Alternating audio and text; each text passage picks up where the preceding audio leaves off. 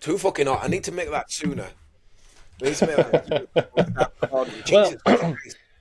well, we've just got to start with the mean to go on, boys. I mean, I'm hoping this is going to be the right episode number because once again, Root's done the agenda and usually it's a shit show, so we'll wait and see how Do you that know what I turns nearly out. did? I nearly took What's out that? all the intro after the last one where we went, it's boring, it's stale, we don't need it, we're not following it. So I just nearly put, say what you fucking want, lads. You know what I mean? Right then. I'll bring it back to form, shall I? So, hello everyone and welcome to episode 38, we think, of Yorkshire Tea XP, brewed in the heart of Yorkshire by three MFL-obsessed managers, myself, Big Mr. K, my friend, rootcoors, and my fellow co-host, Mr. Bruce Leet. Go fuck We're not yourself, pundits. then. I have... Sorry, My excuse me, friend listener. Rootcoors. What? My Oh, friend. I did. I was doing Rootcoors. friend Right, because he was okay, calling me I'll friend watch from it. last week. I was Right, doing okay. usual. You were talking, I was staring at Bruce, so I didn't even know you were doing anything with your thing. No, Right. it's all good. Why It's did you like stare at Bruce friend. for Because he said how we were friends, and that was the news to me last week, or the week before, wherever it was. And then you're like Exciting, a good co-host, like with us, good back and forth with us. Root just turns up and organises get it. stuff. I was on Yeah. another screen watching my rally game, so yeah. It's sorry. all good, mate. It's all good. I just see, I see Root being on this pod as like a care in the community promise. So we're just doing our bit for the community Mate, and looking after him. Feedback I've had since being on the Ramble, like you and Hooders, you work at the Ramble, Mr. K's bringing you down, all that. I'm just saying, no, mate. It's We'll fine. swap you. We'll trade you It's- for Kev. Honestly, Whoa, Root, We'll trade you you're for welcome. Guys, You're welcome to fuck off. Yeah, you're welcome to fuck off, Root. And when you fucked off, you can fuck off again. That's fine. No problem with that.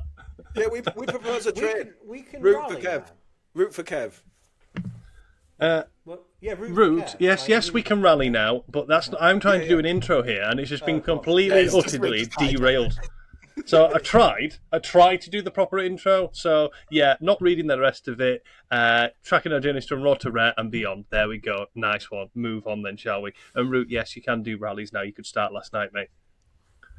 Brazil, you couldn't do yesterday though. You couldn't do it this morning. No, No, it's it's within a.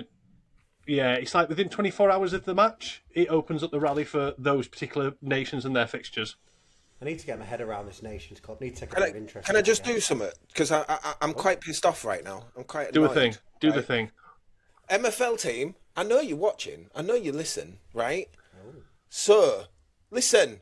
Look at this team that I've just come up against in my rally. Look at this team I've just come up against in my rally. This is not fair. This is bullshit. This should not be happening. Why have they got a 90? Yeah, you rating shouldn't be when playing they- a 5 at the back. You just shouldn't be playing against a 5 at the back. Yeah. Disgusting. And then my left back, who's not even Brazilian. Fuck you, bro. He goes and gets sent off. I'm so pissed with that. But yeah, just thought I'd share that. Sorry. No, it's all good. It's all good. So, chaps, I suppose the obvious question that we ask ourselves every week is how are we doing? How's life treating us? And how's it going in the world of MFL? Any of you boys want to jump in on that one?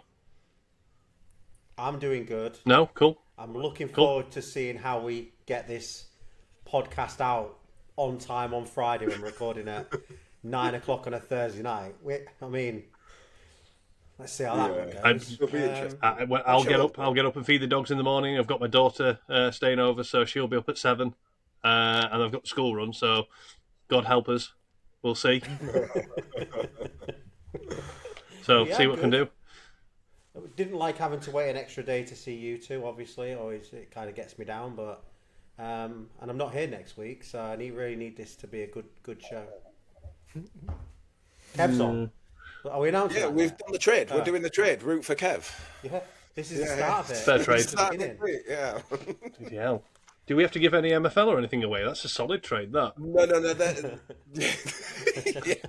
Yeah, we have to send them to take in root. Like it's not quite an even trade. We've got to give them a couple of Lego packs or something. Just Any to even it up. refunds allowed or anything like that?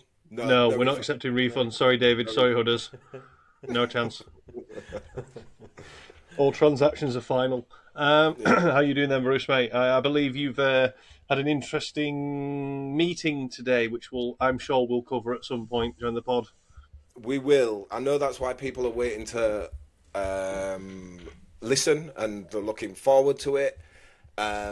However, I'm a massive cock tease, so we're going to leave it till the end, right? Well, However, maybe not the end. Maybe just What, like, you just said that? You said the main event for the main event, mate. You don't do the main event in the opening match, right? Just for our viewers, just for our viewers' pleasure for this one, because they won't be able to have heard that. But when you said that particular phrase, then Bruce, Root bit his bottom lip. Just pointing out. I'm just saying. And the thing is, Root knows he did. I know I did. When it was said, I literally knew I did. I mean, So yeah, feel free to rewind. Yeah. When I screen share, I have to make sure I share the window and not the whole desktop, so you see the big background of Bruce on it. So when we've got like someone like Ricky listening in, what we need now, he's done the mauling one. We need one of Root biting his bottom lip. So we've got a new one for the channel. Please. Guys, come on. Yes, please. So when someone scores a banger or someone has shit hot progression, we get that little gif of Root biting his bottom lip. That's what we need. That's what we need. 100%. So there's a task for the community. Yeah, like and subscribe, all the usual good stuff. But yeah, been a busy week for me. A lot going on at the moment. There might be points, boys, where I have to mute and turn my camera off and just nip downstairs. One of the dogs is not very well at the moment, so the missus is currently looking after him. If I have to jump out and assist or assess, basically, I'll need to do that. But we'll see how we get on. Fingers crossed, we're all going to be good for the pod for tonight. And yeah, we had a lot of feedback, didn't we, last week from last week's pod? Quite a bit of feedback. Yeah, we did. And honestly, people might have differing opinions what was discussed last week. They might really like things and how it's going and stuff. If they vehemently disagree with what I had to say, they can fuck themselves. So that's fine. That's not a problem at all. But there's disagreeing and there's acknowledging and having a difference of opinion. I'm totally fine with that. If you don't like what I got to say, cool. Don't care. Still going to say it. So there we go. I back you 100%. I back you 100%. Totally fine. Same as when people have differing opinions, because I was reading different Discords, because obviously there's some polls going out about getting a sense of the community about the engine, which was the best engine. I thought there was some really interesting sort of feedback coming through on those sorts of things. Being dismissive of someone's opinion, I don't agree with that. That's the bit, you can fuck off with, because I saw some opinions I frankly didn't agree with. Didn't tell them they were wrong, though. Just, I disagree. Fine, cool. There's no right. It's all good. Nothing wrong with that. So, obviously, today's agenda, we'll be having the RonJon challenge. We can do a quick club checking because we're at a point in the season now where we're getting towards the end. So I think we sort of highlight ones we want to talk about in particular. Any particular things that you've been up to in MSL in the last week or anything you're happy with or want to bitch and moan about, because that's a staple for us, eh? Got the RonJon challenge to cover because it's heating up. We're getting towards the end of it now. Have we got this one? This will be the last week, won't it, of the RonJon challenge, and then we'll have a winner decided come the next pod? It might be, yeah. When does the season end? It'll be this coming Wednesday. Jesus, yeah. One more week. One more week. So it's heating up. We're about to find out where we're up to. I know we've got that. We've got Tactics Cornerback. It has. That's gone quick. It has gone quick. Can it go quicker, though? Because, this engine. And then can next season go quick as well? But obviously, you're not Nations gonna like Cup. what I've got to say later. Oh, Fine. no, you're not going to like what I've got to say later. Don't, nice, chill. Teaser. Keep teasing. Root really enjoying it now. His toes are curling. I keep biting my lip intentionally to make sure we do get the gift, though. I was going to do it the wrong part. So yeah, we've got one more week of the RonJon challenge. Tactic Corner is back. I know we were talking, sort of, it married up quite nicely. There was a tactic we wanted to cover. Someone wanted help with that particular tactic. It works out quite nicely. Rue, I think you might have actually done your homework on this one, from what I gather. Didn't need to, mate. There you go. No, know it already, mate. Don't need it. Yeah, nailed it. Complete it. Yeah. And what else we got? Obviously, Bruce at some point. We won't be telling you when, apparently. Apparently, we're keeping that top secret. Bruce is going to talk about the top secret, ultra secret meeting that we told everyone about. Teasing them. If I just tell them everything that was said right now, then, keep watching. If you Anticipation route.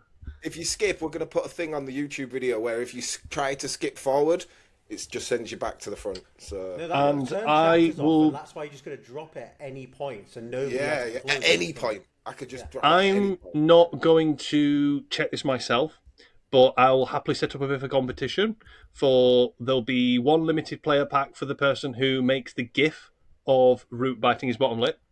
Okay, that's one. And the second limited player pack will be for whoever gets the right number of lip biting by Root during the course of this episode, because it's getting obscene now. It's properly drawing my focus. You're doing it so often, mate. I don't know why you're doing it tonight. I don't know. For fuck's sake, bro. So we'll have a bottom lip counter going on, and you can let us know in the comments how many times he's done it. He's trying his best not to do anything now. I know. 10 minutes in and this whole body just carnage. Standard. I'm leading it. Normal. I'm leading it. Good luck, everyone. So yeah, and then we'll just wrap things up with community questions, and we'll see how we're faring after all of that.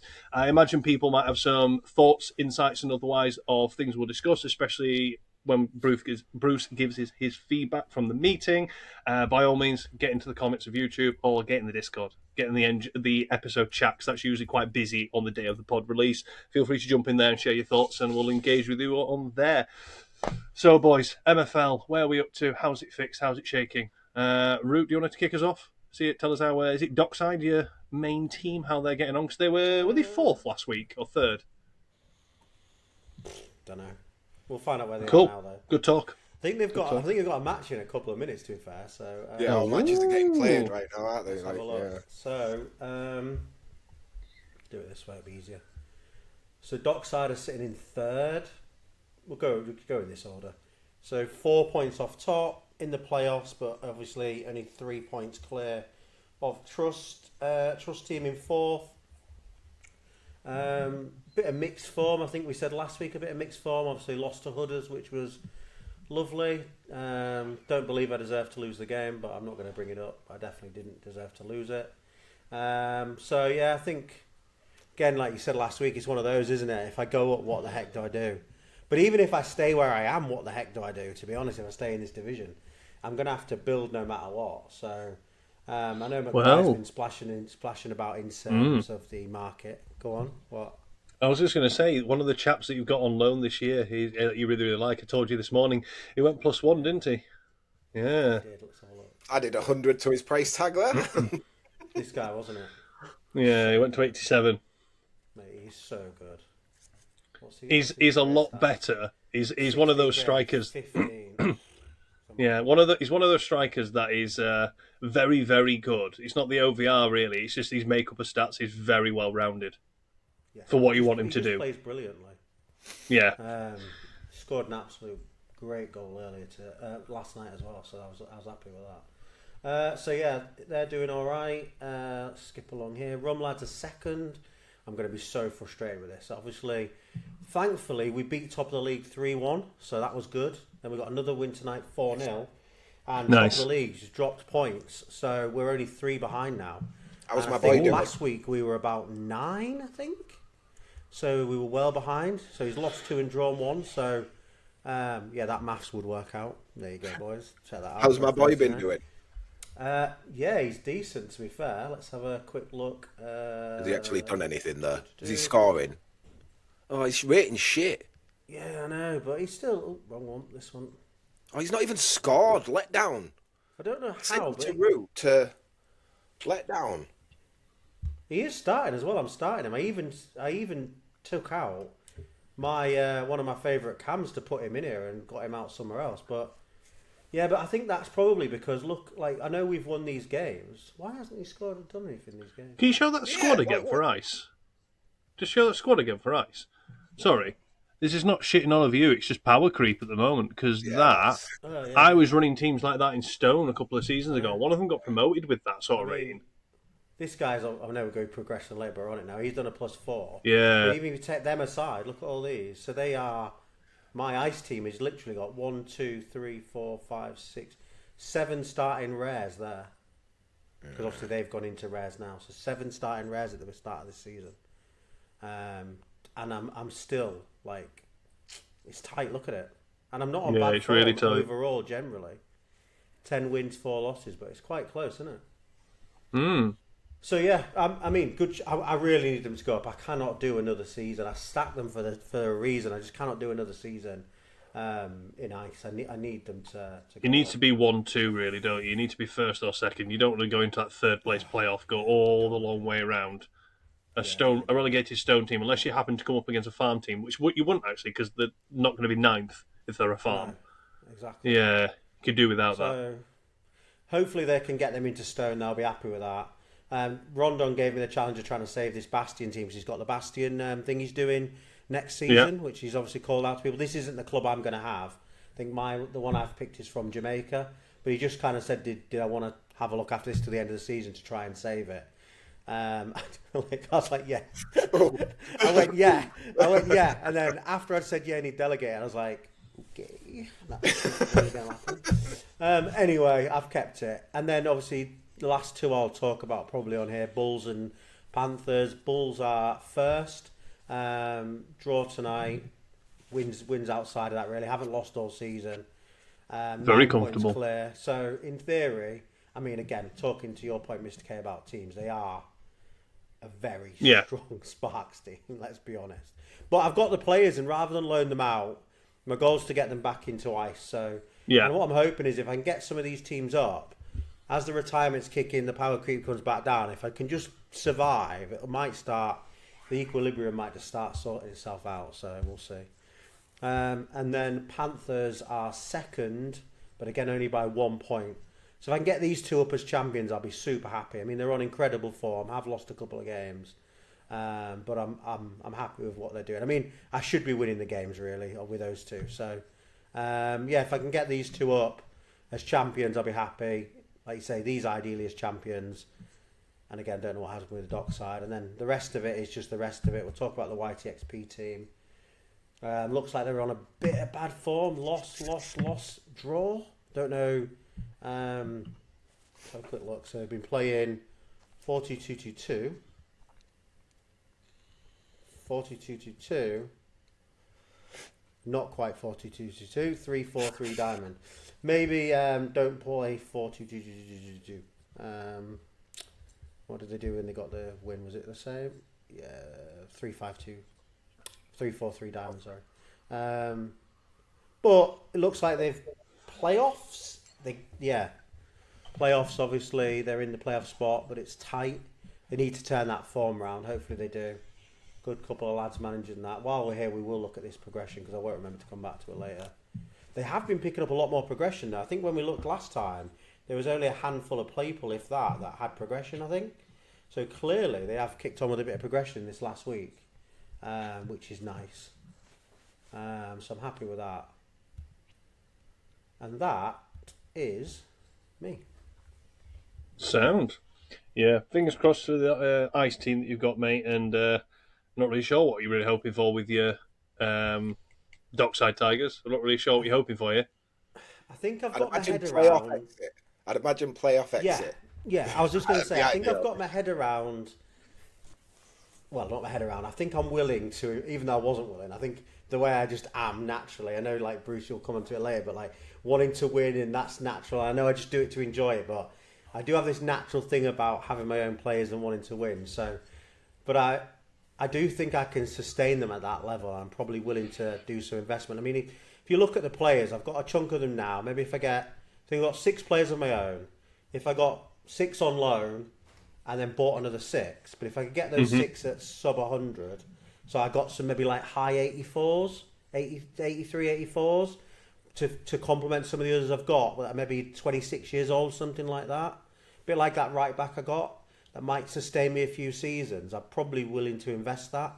I know McBride's got a cam he wants to loan me next season, which is good because the cam I own is got a retirement symbol. The other one's in from Slippery Fish. So I've got that sorted already, but yeah, I think I'd be happy to stay in this division again. I think if I go up, I'm absolutely screwed. I will just literally call it whatever the minimums are. Probably what I'm going to do, because what I don't want to do as well is get there and loan. I mean, Mr. K has been absolute godsend. I said that before, so that's amazing. But what I don't want to do is go up and loan people stupid percents just to stay there, because I'm not playing with my guys, and I just don't see the point. My biggest enjoyment is I know all my lads in all my clubs. I know them. I know when you watch. I know what they're good at and what they're not good at, and all those kind of things. So yeah, and I know yours, Mr. K, obviously, because I've been managing them. But you know what I mean. I don't want to go and give 70% of rev share away. What's the point? I may as well stay. Are you considering? Oh, so you're saying about 100 for 6 players, as in 100 total spend for about 6 players? No. Each player, a max 100. Oh, right, okay. Yeah, because then you can get some quality there with some longevity. Yeah, that makes sense. That does make sense. That makes a bit more sense. Yeah. So keep playing mine as a figure. I'd be probably willing keep to playing that young DM that you've got of mine, by the way, because he's on tier break and he's just picked up a stat or 2 recently, so he's starting to show signs that he's going to tier break. Yeah, he's the main star. Just letting you know. So he should be. Just letting you know. Yeah. No, that's fine. Cool. Yeah. Cool. So that's me. Bruce, do you want to kick us off with any of your teams? Yeah, I can do. We will start with Leeds MFC, who have been in a bit of a shit run. We got knocked out in the quarterfinals of the cup, because apparently red cards only matter when it's my team that get them. When it's my opponent that gets them, fuck all happens. When it's me that gets them, I lose the game. And so, yeah, we lost red card to one of my guys when we were 1-0 up. They pulled it back to 1-1, and then in extra time, they got the winner. So out of the cup, pretty disappointed with that. We played top of the league last night, lost 2-0, and then we've just played Ryan Walter. Now, Ryan Walter, I know you love a good moan about the engine and about how shit it is, but I've noticed you're very quiet tonight.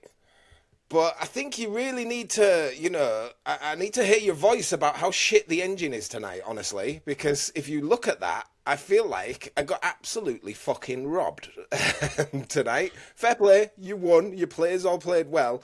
But when you go on those stats, I was very clearly the better team, and I got robbed. So I expect to hear you moaning about how shit the engine is. What I will say, Bruce, not trying to just jump in there, sorry. No, go for it. I have been talking to Ryan quite a bit lately, and I've got something on my screen now, literally from 3 o'clock this morning. So obviously time difference, where he has literally said, and I'll call out on the pod if you don't like it. It's in the pod now. He does say it seems very random. So he's come to the conclusion now that things are just random.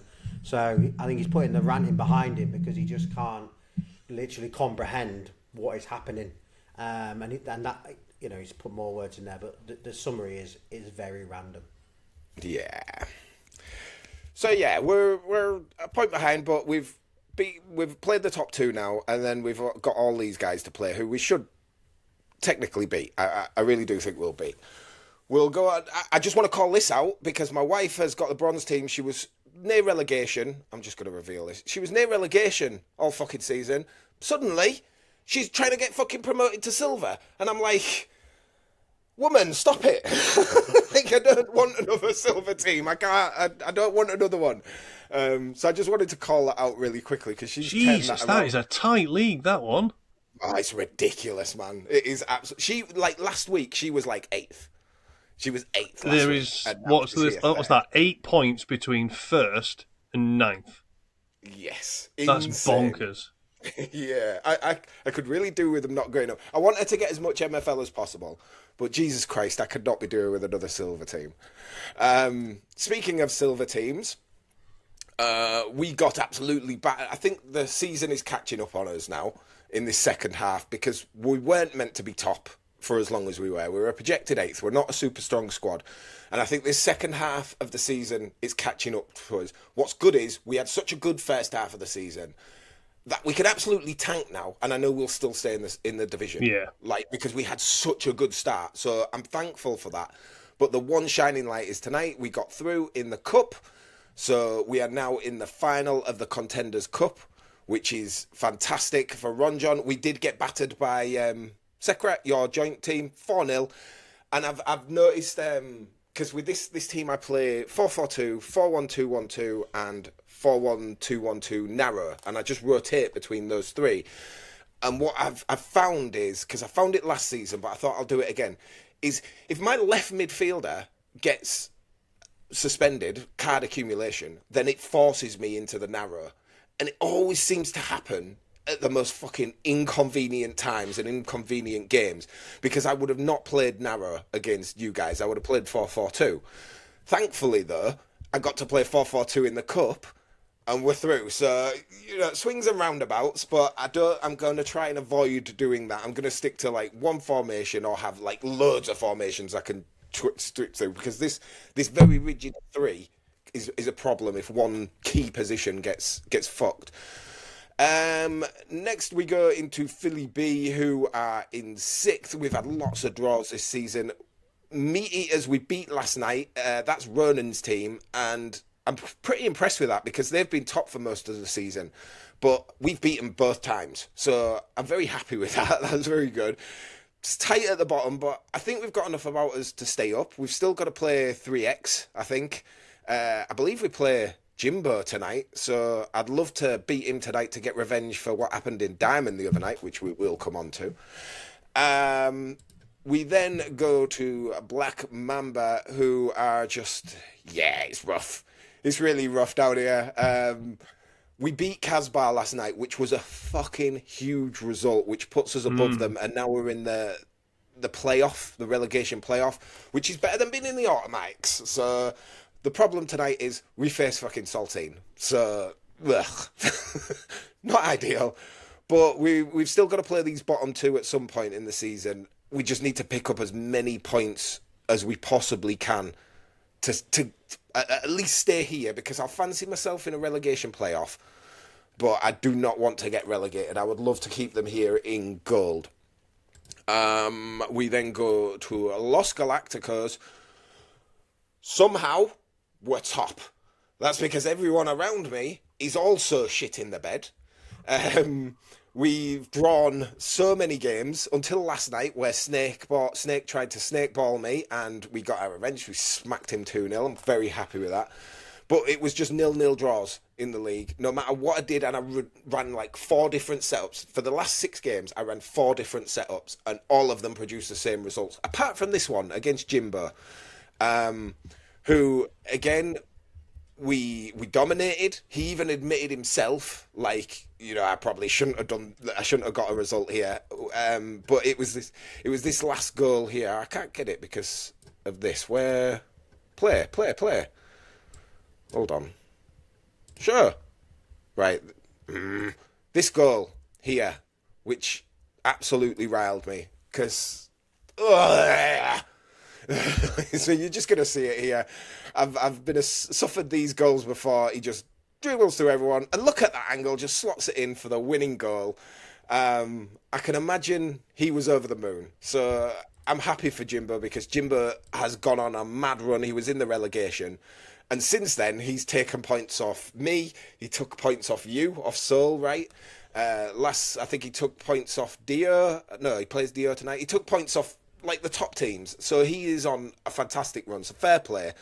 But yeah, it's been a fucking nightmare up here, and yeah, by the grace of God, I'm still top, because Dio's also shit the bed as well. So it's an interesting one, but I think a lot of my focus now goes to this team. As you can see here, Brazil in the Nations Cup, ready to go. The squad looks ridiculous. And I'm really looking forward to getting this going. And I'll sort of take my focus away from the horrors of the league, I think. Because it'll be fun. I get an absolutely OP team. It should be fun. Very nice, my friend. Very nice. Fingers. Scored. Who has scored? Mexico. Oh, Is the game starting Mexico. now? 2-0. It started at 8 o'clock. I thought it started at 10. No, 8. No, it starts. This one starts at 10 tonight. No, 8 tonight. Sorry. 8 tonight. I thought it said fucking 10. What the fuck? Oh, okay. Never mind. Yeah. Yeah. So, I don't know why that's there. My missions thing. I don't have that on there normally. I don't know why that's there. Anyway, so how things have been going? You might notice there's a club missing here. That's because I sold it. Told you I was going to do this. Is that the right place? No. Where do we go to transactions? Is it on this page of mine? My activity. Let's load it up. So, been a busy bee since last week, and I mean it. I was going to do it, and I did it.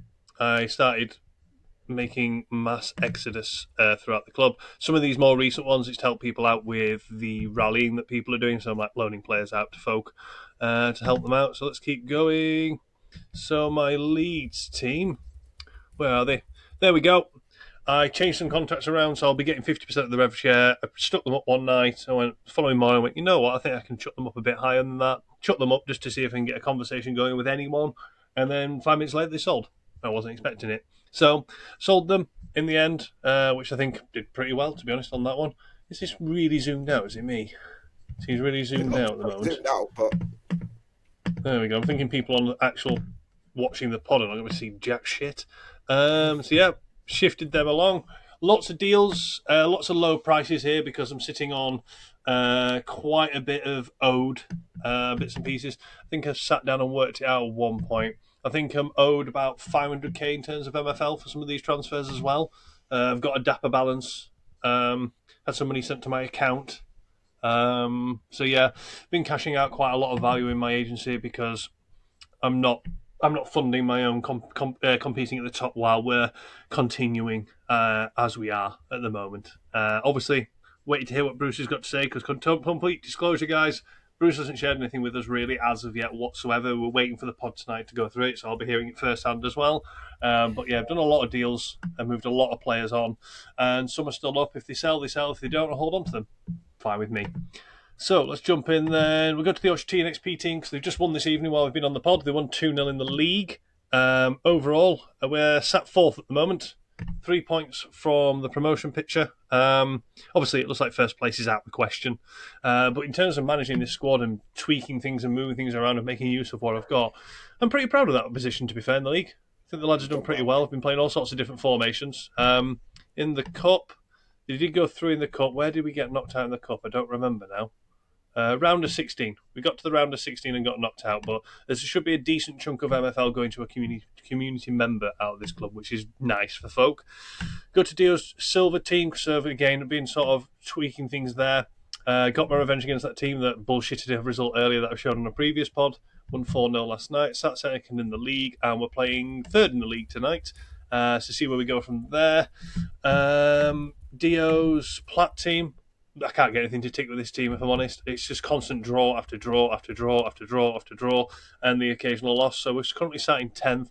We are playing bottom of the league, so we've got our gimme tonight to push ourselves up here, because you can see how tight that is for the relegation picture. But yeah, everyone's playing in this league, by and large, the same style of football. It's low, it's narrow, it's direct, it's boring. Fine. I get it, because this engine, you're trying to not have freak results, and that's one of the few ways to try and stop getting freak results. With Sol, we had been on quite a good run of form, because there's a win before this last set of fixtures. We lost last night, as you'd mentioned, against Jimbo. Same premise with Jimbo with this game, to be honest, mate. I messaged him late and said, sorry, GG, mate, you know what I mean? You got the win, it's one of them. He said he felt quite lucky, and the goal he scored was a bit bullshit. I said, that's this engine, though. It's the way it goes. When you get it in your favour, you take it, because you got to. So it's nothing he's done wrong. It's just one of them. It's just he's doing everything right, clearly. I guess. The engine's decided it's time to pull himself up, I guess. Yeah. Doing a little bit of a celebration there.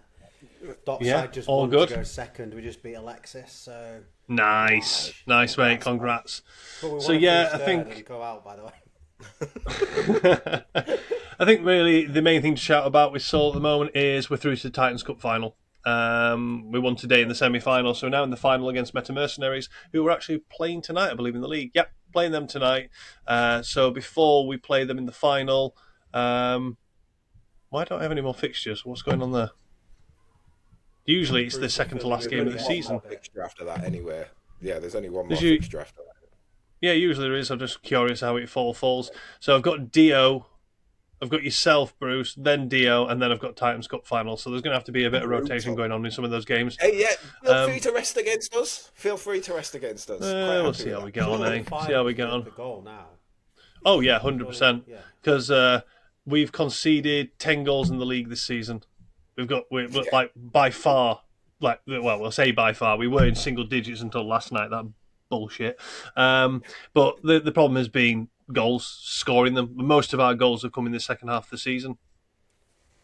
It's just piss poor, this engine, in general. Which is quite evident, to be honest, because I think it was a couple of nights ago when we drew this round of fixtures here. There were 7 goals in all diamond matches, which, if that's the pinnacle of your game, fucking hell. We are scraping the barrel for a bit of quality here. And look, you might say things, Bruce, that I'll not like, or I might like, or there's optimism moving forward and stuff. I fully stand behind that I've made the right decision doing what I've done. Because while it's in this state, and seemingly going to stay in this state for next season, and who knows beyond that, I'm not having diminishing returns on assets to compete in that engine. I'm just not. It's not worth it. So yeah, dreaming up a few ideas for what I'll do for next season. I imagine I'll have a few more delegated clubs still, and working on a few ideas. I'm just trying to thrash out with a couple of friends of mine as to what we do there. Probably keep up with the shared silver team ownership model because I enjoy doing that. Sorry. What was that? Sorry, Root? Sorry, No, they're real friends. He didn't do the quotes then. They're real friends. They're like the mates. If you Google friend, you'll get a definition, mate. You'll know what one is. Sorry. We only have you two. That's it. Oh, anybody? Oh, no, fuck it. No. All good, yeah. Anyway, moving swiftly on. So yeah, that's the quick check-in. I think we'll use this time now because we don't want to sort of rush it, but we've got the RonJon challenge we need to have a good catch-up with. Because obviously we've got one more week of this to go before we find out who the winners are. Anything about the Nations Cup we want to touch upon, obviously, Bruce, you've touched upon it now. It might be worth us going through the rallies and just explaining them super, super quick to people who might be watching. Root, for example, if they want to take part, how to do them, what the purpose is. And then we've got our dyno races. I think have we got 2 this week, boys? Can we do my dyno race before I do the RonJon? Because it's not tied in. So can we do that one? Yeah, let's do it. Yeah, crack on. You want to do that now? Yeah? Yeah, may as well. So this was as chosen by Root, was the cam with the highest match rating in a game. And they win a free common pack. These 3 all tied. 8.3 was the benchmark. These guys all got it. Obviously, next week we'll choose a new one. But this will decide who wins the common pack for this week for the best match rating for a cam. Noel McGrumpface, Dan W, and Mikey 1. And it looks like Mikey 1's going to win. No, he's not. He got smoked. What? Dan W was leading the entire time. That was different, wasn't it? Spicy. What? Oh my god. Okay, I will put that in the Discord once we've finished recording to announce who's won the 2 common packs this week. And once we've got the parameters from Mr. K for next week, then I'll put them in there as well. So shall I just get out of the way, or do you want to do RonJon first? Get what out of the way? Do you GeoGuessr a race, or do you want to do RonJon? Just do it to get it out of the way. Yeah, go for it. Let's do it. So 15 people took part this week. No idea why it's all in capitals, just how it's copied and pasted. That's everybody. Read it yourself. Pause it. To clear that, we're like a 10-second quick race. He bit his lip again. That's another one. I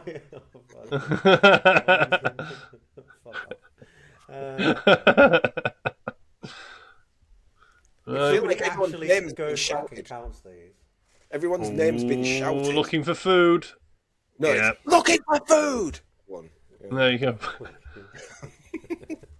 Looking for food. Oh, it let me copy it. I did not screw it up. Nice. Right then, let's fire through the update with the RonJon challenge. So, Bruce, how are things looking at the moment? We had an interesting one this week because there was only 4. There was 5, RonJon gave me 5, and when I came to do it, it was too late to get a new one. So I was just because I do this in the morning, he's American, so I'd be waiting all day. So I was just like, you know what, I'll skip it. But the 5th one was player with the most red cards. Now I didn't know this, but when you go onto look at a squad screen, it doesn't show you anywhere red cards for the season. So I thought, you know what, I'll do yellow cards instead. Who does the most yellow cards? And as I was going through, I was noticing, oh, he's got 4.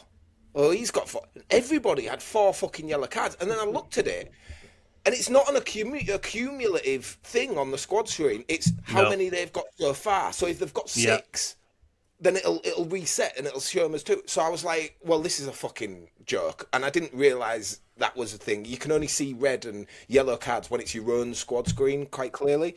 So I was like, you know what? I'll take it out because it's just going to be absolute mayhem. So I took it out. So there is only 4 this week, but don't worry, plenty of bonus points still available.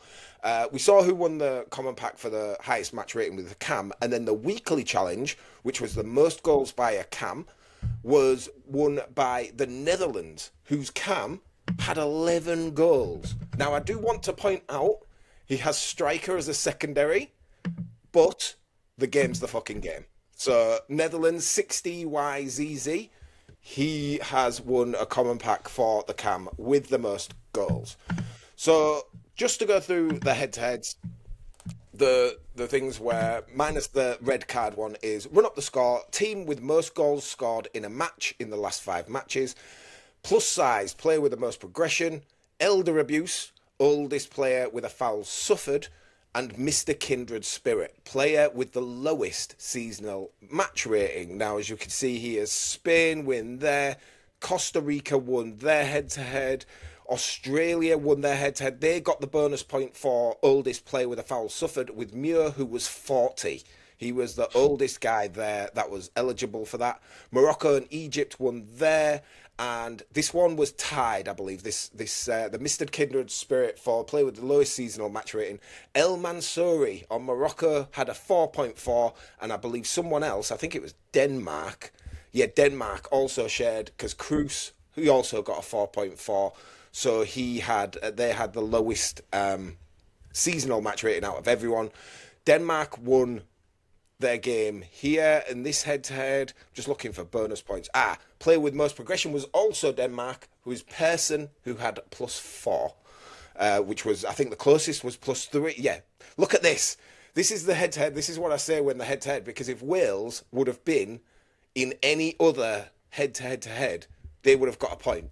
But because they were in with Denmark this week, they didn't get the bonus point or the score. And that's just the fucking way the cookie crumbles. Germany and Uruguay got the win. Norway and Poland won. Then Senegal, fucking clean sweep there. Absolutely scored in every single one. Slovakia did well, who were on 0 points last week. They've made a run. They got a win this week. England won their head-to-head. Czech Republic and Belgium won this one.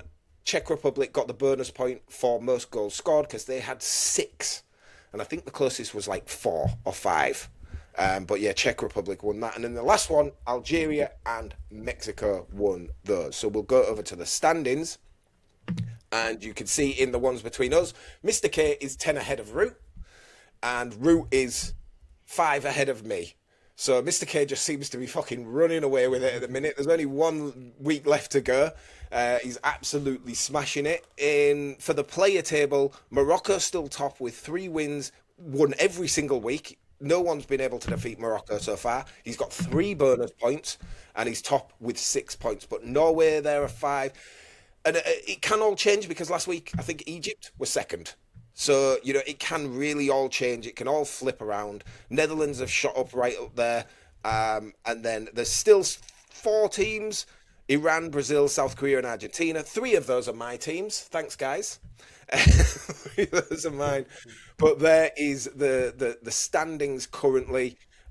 If you need to pause it to see where you are, then have a look. Like I said, Morocco top with Norway right behind. Australia and Denmark coming in at 3rd and 4th. And yeah, fucking this will be the last week. So let me know, Mr. K, for the common packs, because it's your choice. So this week, the highest match rating. Which position for the highest match rating? What have we had so far? We've had Cam, we've had centre forward. What else did we have? Goalkeeper. Cam, centre forward, goalkeeper. I'm going to sort of tie mine together. We're going to go with a striker this week. Striker. Okay. And the other weekly challenge? Best goal, best banger, because we've got Root has re-established. Root has re-established the showcase, so we can vote on it. The most reacted goal on the channel. Oh, okay. Yeah. I like it. I like that. Yeah. Okay. Yeah, I like that a lot. So where are they gonna post it in the RonJon challenge, please? Yeah. The RonJon challenge, post it in there or showcase. Because if they post it in showcase, they can share it to the RonJon challenge, and the most reacted to goal in the RonJon challenge channel is the winner. Yes, agreed. Yeah. Okay, so there you go. Like, I like that. I like that a lot. Yeah, it's a new feature, new MFL feature. We're not improving the engine, but we've got nice highlights now, so there we go. Can they post goals like the one I posted earlier? What do you mean? Have you not seen the one I posted there earlier, which was like from the thing where you share it?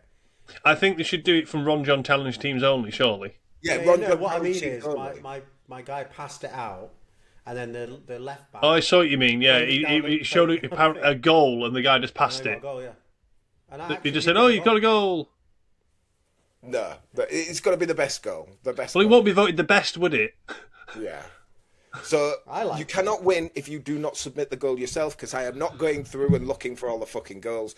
Submit them in the RonJon challenge on the Discord, and whoever gets, like Mr. K said, the most reactions. We've got to choose one reaction. Use We've the got to choose YTXP one symbol. Just use the so whichever one gets use the mold symbol. Oh my, yeah, okay. No, biting lip symbol, please. Biting lip symbol if we get that first. An emoji featuring Root, right? The one that gets the most emoji reactions featuring Root wins the challenge this week. I can't wait for the Root lip bite one. That's going to be great. I might do that one. You know that emoji where the guy's doing that with the balls? I might do that one. Make one of them. Doing what with the what? I might be watching different channels to you. That looked very shake-weighty, that did. Oh dear. I want to know what's going on with the camera. It's like lopsided. I don't know what's been going on my desk, but there's something not fucking right there. It's doing my head in. It was fine when I got on the pod, and then as soon as Bruce started doing his teasing, next minute I know, camera's gone fucking wonky. It's weird, isn't it? No idea. Right then, boys. I would say not. I think we need to cover Tactics Corner. Let's get that boxed off. Drag it out a bit longer, because we've got Damien Verice, who has been looking to use the 4-1-2-1-2 narrow. He shared his version of the tactic.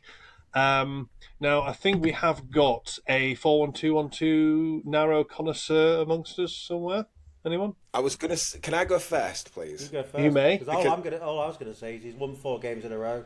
Don't need any help. Let's get to what Bruce has to say. Okay, so I just want to clarify, I wouldn't normally do this. And before today, I had a very different attitude towards the engine. But I'm still in a good mood. So I'm in a good mood. So I'm going to do it anyway. Now, I wouldn't normally do this. However, I know the 4-1-2-1-2 narrow is a formation that Root's very... we all know it's the only formation he plays. So I know if I fucking take a week off this week, then we've got Root to fucking back us up. So that's cool. So I'm going to do the first time ever, and I'm going to do live creation of a tactic for this engine this week. So I think I'm going to go through it with you. Now we'll start with Los Galacticos. We'll just go Los Galacticos. Fuck it, right? Okay. So we'll go to tactics. And we will set it to the 4-1-2-1-2 narrow. Okay, so I think what we're going to do here is we're going to go through it. Now, what do I do with attacking width? So what I've got here is a coin, right? And I'm going to flip it. If it's heads, I move it. If it's tails, I leave it where it is. So I'm going to flip it, and it's heads, so I move it. Which way shall I go? Don't matter, I'll just go that way. Right, okay. So now we're going to go to the instructions here. None of these mean fuck all. So, it doesn't matter what you do here. Just leave it like that. Okay. So now we're going to go... Stop. No. Now we're going to go to team depth. Same thing. Got my coin. If it's heads, I move it. If it's tails, I leave it where it is. Oh, it's tails. So I leave it where it is. Same here with compactness. Let's do the same. Oh, dropped it. Got to keep it fair, Al. Oh, and it's heads, so I move it. Where shall I put it? Let's go that way. Okay.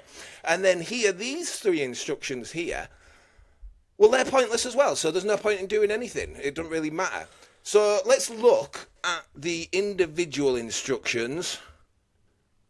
Yeah, they're not going to do anything. Bruce, stop. Yeah, these aren't going to do anything.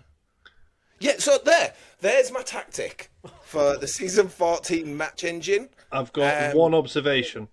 Yeah. One observation. And that is your coin flipping technique is a bit shit. Just putting it out there. Just putting it out there. You're catching like a girl. I'm just saying. Oh, fuck off. I'm trying to keep it in the camera, you dickhead. I'm trying to keep it in the camera.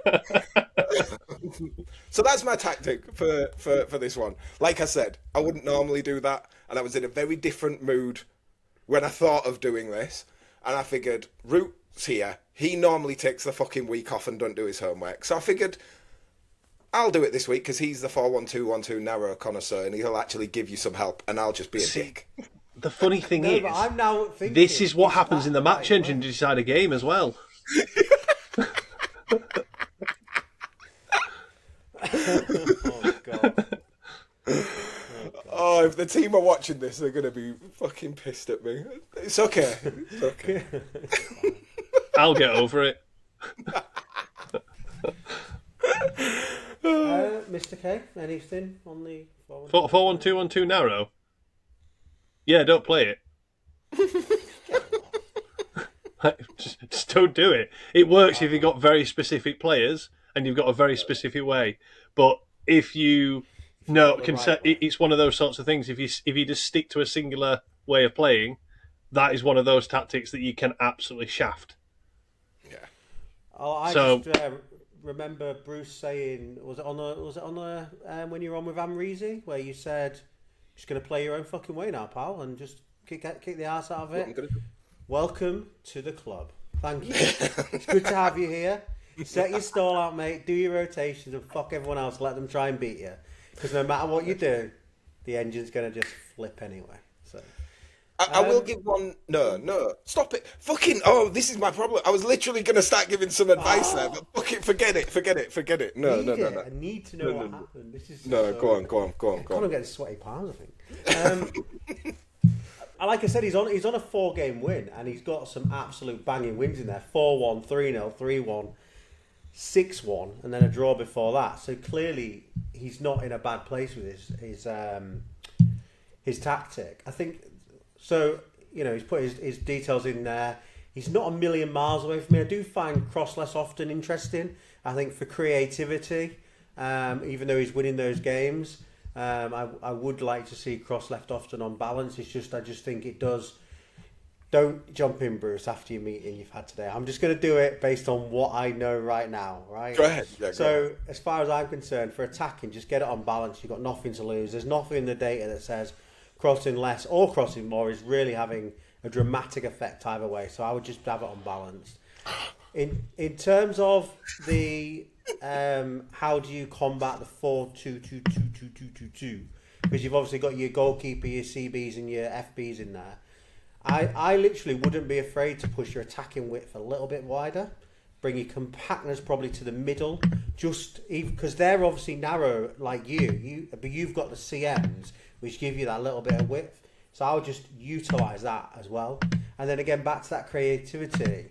You're obviously winning these games, but I don't know the stats behind it. You need to find a way to get some movement at the top. Maybe get that Cam on high freedom so he disrupts the defence, gives your centre mids a bit of space. Maybe if you've got a good passing centre mid or a CDM.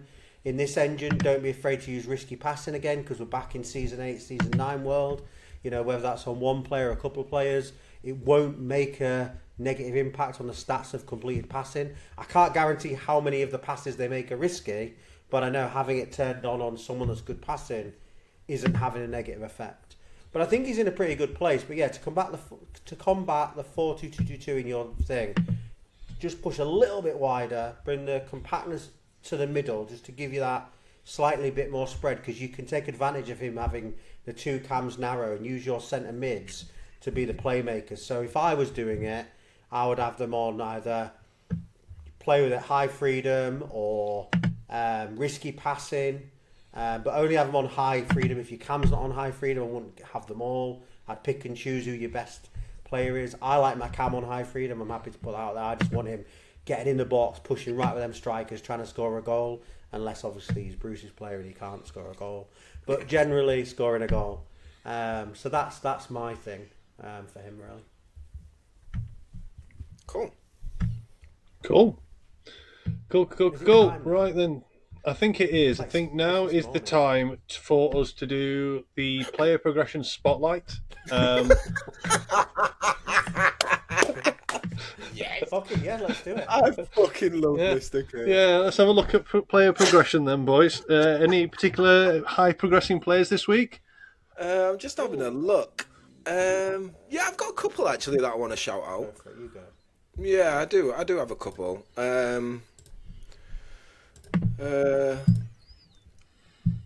last 7 days, Volmer's still kicking on. He's up to an 82. Nice.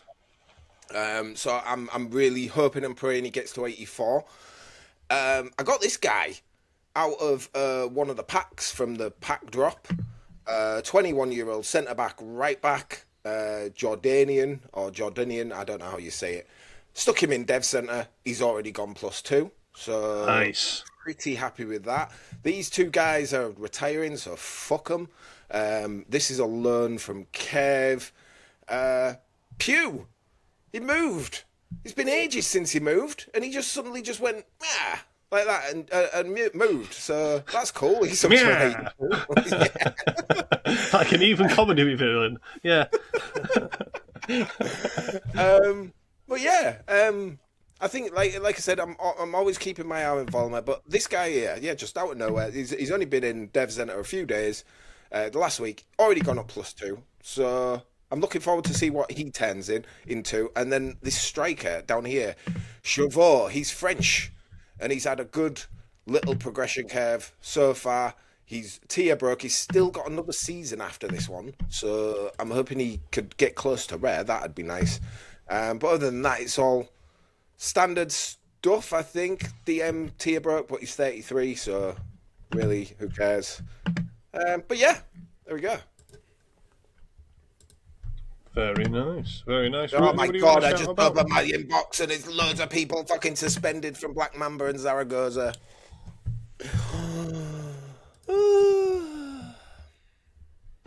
Rue, anyone from you? I think I already showed Coco earlier when I did Rum Lab, so he's the main one. A few of the guys I've got from Blades have started progressing as well already in the last just over a week, so I'm pretty happy with that. No point showing they're only just +1s, but yeah, they're doing all right. I think at least 3 out of the ones I bought from him have already got a +1 already, and they're a couple of good players, to be fair. So a few good players in there, but I don't have anything to show on screen. Not because I'm in a rush to get to Bruce. I've just got a load of +1s this week, pretty much, apart from go. Cool. I'll share mine. I was going to load up my diamond game and see how that was getting on, but I've already seen the result. And there's no point. 0-0 draw. Woo! Rock and roll. I'm currently drawing 1-1 with Big Will. Do you want to guess how many shots he's had? 1. Yeah. I drew earlier. Someone had 1 shot, 1 goal, and I drew 1 goal. Oh, we just took the lead. I had Nice. 13 shots. Lovely. Yeah. What I've also been doing is I've also been loading up other people's games and seeing what the final result in their games are as well. So I know the results often before other people do, because I just do it on my phone and it works every time at the moment. So yeah, we drew 0-0. Boring game. Is that real? Yeah. I go to my schedule, I load up every single one on a different tab, and I don't go to that tab until after kick-off. Don't refresh, let it automatically refresh, and it sims the game. So I see the result. Because it's not worth watching the matches this engine. I might as well just see the final result and then just deal with it and move on. Or Be the next like super engine, or the casual. next engine.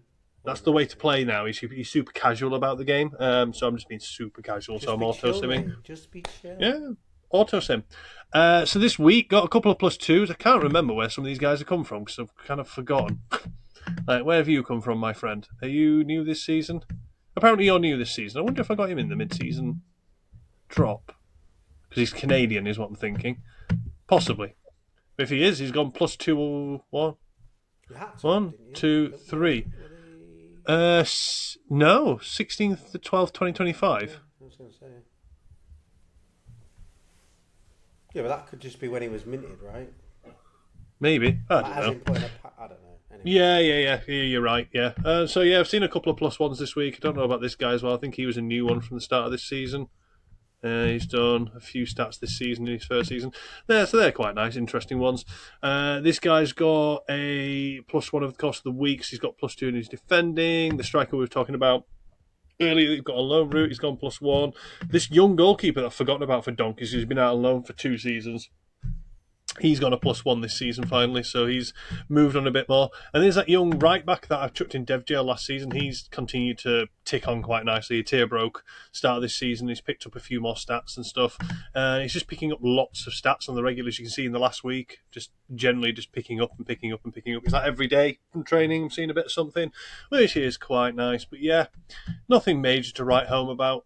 Need to have a bit of a sit down with all of this and sort of review at the end of the season to see what is going on with various different players as to what I look to do for next season. So yeah. Ooh, fun, I eh? don't know how you feel. I wouldn't mind going back to club checking and doing a few more of my clubs. Just, What now? Yeah, go for it, mate. Before we get to Bruce or anything like that. And I think that's do you mind, fair. Bruce, if I go back and cover another 5 or 6 clubs? Oh yeah. See you. No, yeah. I know what's up. What's Oh, for fuck's sake. Bruce, would you like us to do some filler for the next 5 minutes while you just deal Yes, and come to please. terms with whatever's going on? Yeah. Do you know the results? I don't know the results. I didn't load any of these tabs up.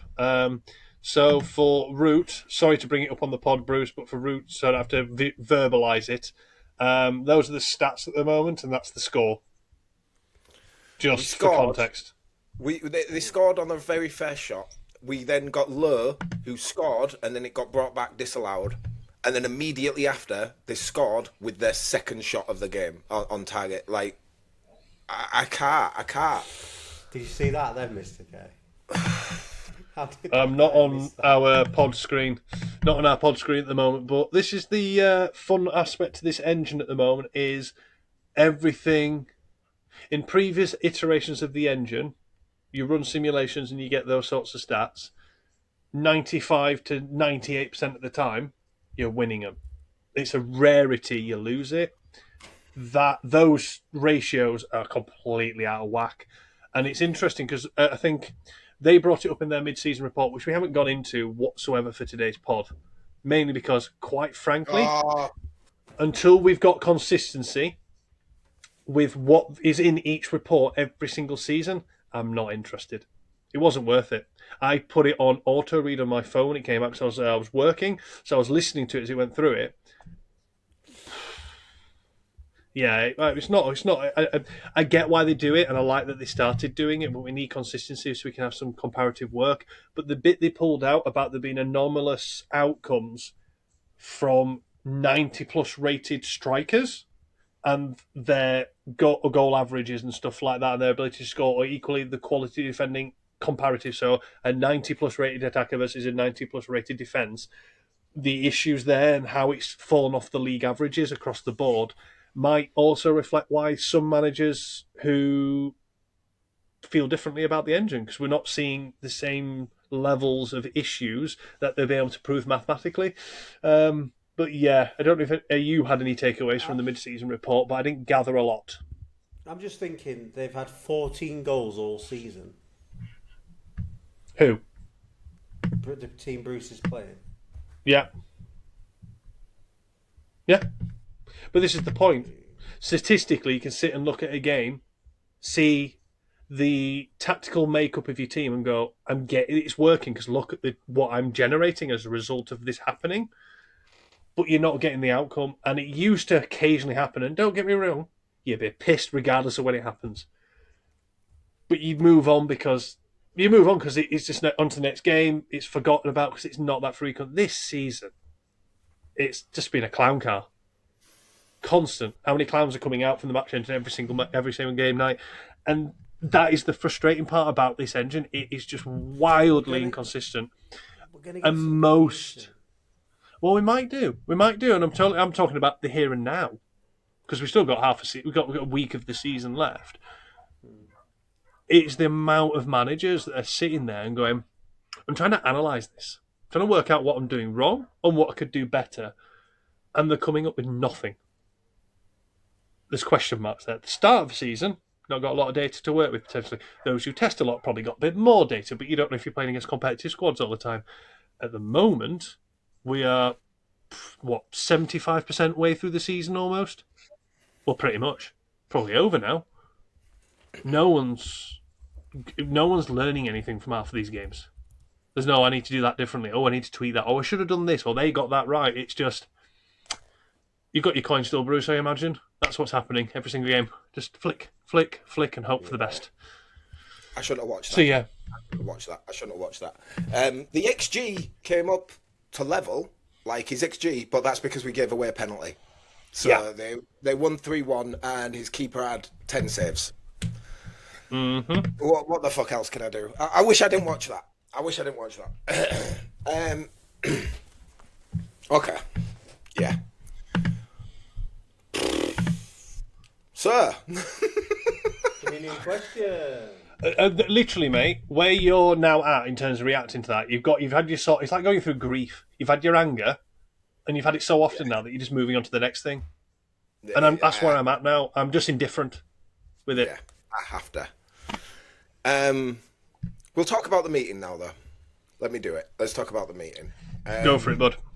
So, for those who don't know, we a bunch of us we put together a message. We mentioned it last week's pod, and we said there'd been no response. Literally on the day that the pod came out, they responded. It wasn't because of us. It's just they were busy. They're setting up Nations Cup and everything. And they set up a meeting between me, Jimbo, David, and then there was Mathurin, Bastian, and Quentin in this message. Now, when they initially responded, Mathurin's response was, well, we don't really see this as an emergency because the sentiment we see seems to be pretty positive. So when we went into this meeting, that's literally the first thing I brought up when we talked about that. Like, sentiment looks really, really positive. It looks great at the moment, the sentiment. I'm going to come to that. I'm going to come to that because I asked them, like, where are you seeing this sentiment? Because the sentiment I'm seeing is very different to that. Like, the amount of messages I'm getting. By the way, I'm more than fine with everyone messaging me. It's cool. I've got no problem with it. But the amount of messages I'm getting, the people who are all saying the same thing, it's abnormal. So I want to see where you're getting it from. Now, they can't check everything like Discord or Twitter, but for the most part, the stuff they say is stuff on Twitter, stuff on Discord, and it's mainly from the casual users, from what I've gathered. And that's where, because the sentiment is also worldwide. There's communities that we don't interact with. You know, the French community, the German community, we don't talk to them, and they're taking the whole pool. And on the whole pool, to them, it looks positive because we're all moaning in private DMs or in the YT and XP Discord, and we brought up that there's no way for us to give sentiment, and this is where, like, because I went into this thinking I was thinking pretty negatively. There was part of me that was like, you know, this is just going to be PR. Let's just listen to them, hear what they say. You know, that'll appease them. And that's what I kind of went in. But pretty quickly, that flipped. Because the thing that Mathurin did was he acknowledged, like, maybe we can do better there. Like, maybe we can actually engage with the community more, because we're not seeing it all. They're not engaging with us. They feel ignored. It's stuff like with the feedback centre that I say that we said there's like, you know, after the season goes live, it all gets ignored. It doesn't get ignored. They check every message. It's just they don't feel the need to respond because the season's live. So it's not really helpful for them.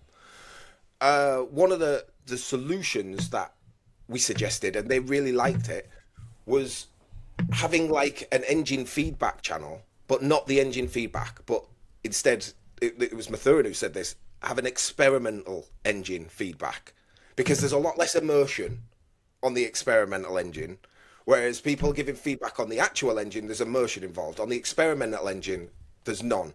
So they said they're going to really consider that, and add an experimental engine feedback channel where we can give feedback on the experimental engine. One of the other things we brought up was the whole process of how they've got like one season to the next, the way they do the experimental, then they patch it, and then it goes live, and that's it. There's no testing on it. And my suggestion to them was, we shouldn't have like these deadlines of, oh, we've got this engine for 2 seasons, we've got this engine for 1 season. My suggestions for them was, we just have the engine, and then we test constantly, and then the next engine comes out when it's ready. One of the things was like, hey, one of the things Quentin said was, yeah, but it's this engine. You won't want this engine. But in my head was, I'll keep this engine for 3 seasons if I know the next version is going to be thoroughly tested and completely right when it comes out. I will put up with the short-term pain if I know eventually it's going to be tested properly. And one of the things, other solutions, is putting together a testing team, which they really liked. They liked the idea of that. Because the thing they're finding is they're not getting enough good feedback. They're getting feedback here and there. They're not getting enough good feedback. And they acknowledged, like, yeah, maybe if we had a testing team whose entire sole job was to go in, stress test the engine, give them the feedback, and then they can work on the next patch, and the experimental engine just be live the entire time, and it gets updated when we've given feedback, and it keeps getting updated, and then once it's ready, oh, we're happy with this engine, then they release it live. You know what I mean? I do know what you mean. Do you want us to talk during or when you get to the end? No, because I've gone over some of the big points. If you've got questions, if you want to talk about stuff, then I will. I'm not going to verbatim everything that was said, but the key thing for me was, I don't listen to what I don't listen to what they say. I listen to what they say, right? If that makes sense, right? I listen to what they're not saying, Yeah, or what they're really and saying, yeah. They were very receptive. They were very, very receptive to our suggestions, thinking it was a very good idea, and maybe the stability isn't there because they're going from season to season, and having just the engine and then they just work on the experimental will take the pressure off them, because then they've not got deadlines. And they were very receptive to that. They were also very receptive to being more, because in their head they're like, well, we engage with the community, like we do talk, but it's tiny little things that some people overlook, and they said maybe we can do better, which I thought was a very big positive. Because if they just went, nah, we do well, but they did say like, okay, maybe we can try this, maybe we can do this better, like, which I thought was a massive positive for me. I think I get your point in terms of you'd stick with the engine for 3 seasons, 4 seasons, whatever, till they get to a good point. The difficulty with that is you're talking circa 4 to 5 months. You're talking players aging 3 or 4 times from now into retirement or into completely an abyss of not existing. That impact of people that are not enjoying the engine or not able to get a song from the engine and not enjoying the game and that have lots of financials tied up in it is a long time. So whilst I agree the engine being the engine overall, the difficulty we have at the moment, I mean, I'm just speaking collectively for the community, the difficulty we have at the moment is saying that this is going to stay for next season already hasn't gone down well. Forget these people that I know they're saying are the ones that hear the most. I don't really buy into that. There's no chance the noise you're hearing the most is these people that are enjoying it. It's impossible because every Discord I go into, It's the like I said, it's the casual players, the people who come in, log in, set their lineups, quickly watch the game, go about their day. There's more of them than there is of us. there is more of them playing, but there cannot be more of them talking. It's physically impossible. There can be more of them playing the game. You know, I can be foul of that. Yeah, I log in, change my tactics, play my game. I'm real chill. You know, I still want it to be okay. I can get annoyed or frustrated, but overall, I'm one of the most relaxed people. But if I was having a bad time, same as any review site out there, you hear about it. So they can't say that the most people are in that way because they're not. Because you log in any of the Discords, including the MFL Discord, the chitter chatter is a lot of negativity. You have to hear that and you have to address that for the most part. And I do agree with the engine being the engine. The difficulty is if this engine goes past the next season and stayed for season 16, I do think a lot of people will not be happy. I get what you're saying. I don't like. I'm saying, oh, let's keep it for the next 2-3 seasons until the next one's right. Those are hypotheticals. The problem, because they explained it to us, the problem is the feedback they're getting isn't enough. They're not getting, because how many people say, I'm not testing until the final patch? There are tons of them. Loads of them who say, I know it's going to change the Friday before the season, I'm just not going to test. Yeah. They need all that fucking test. All they're getting is a very small sample size of a few people, a few crackheads like me, who test the experimental engine regardless, and that's all they're getting. Whereas if the engine is the engine, and they know it's going to be the engine, but they know they're going to get good feedback from a controlled testing group who are just going to put everything, not to get an advantage, just to, is the engine good? What works? What doesn't work? And that 2-season window becomes a lot shorter because they need the feedback. Yeah, and that's also one thing I want, because I'm not gonna like shit on the community, but there's a line right here now, right from this line. If you don't test the experimental engine and you don't provide good feedback beyond ranting, then when the engine goes live, I don't think you've got a leg to stand on when you start ranting about the engine. Right. But I don't think you do. But you cannot request people to test the experimental engine and then within a day or a few days release another changes to the experimental engine, expect all these people to spend their time and effort to do it again, do another release and do it again, and then the Friday before release another final patch and expect it. You can't do that. No, and that was the point. Yeah. We can't. We said they can't, and they were very receptive to that. Like, yeah, the system, the way it's done, perhaps it needs to change. So what are they going to do about it? So, like, well, they've got to talk with it internally, but they like the ideas we suggested. Was so the engine's the engine, and then the experimental engine is available at all times. Anybody can test it and provide feedback. However, putting together a dedicated testing team that literally experimental's live. The dedicated testing team go in, stress test it, find the stuff wrong, give the feedback to Quentin and Bastian. They then go patch it, and then the team goes again, test it. Oh, this little thing here is wrong.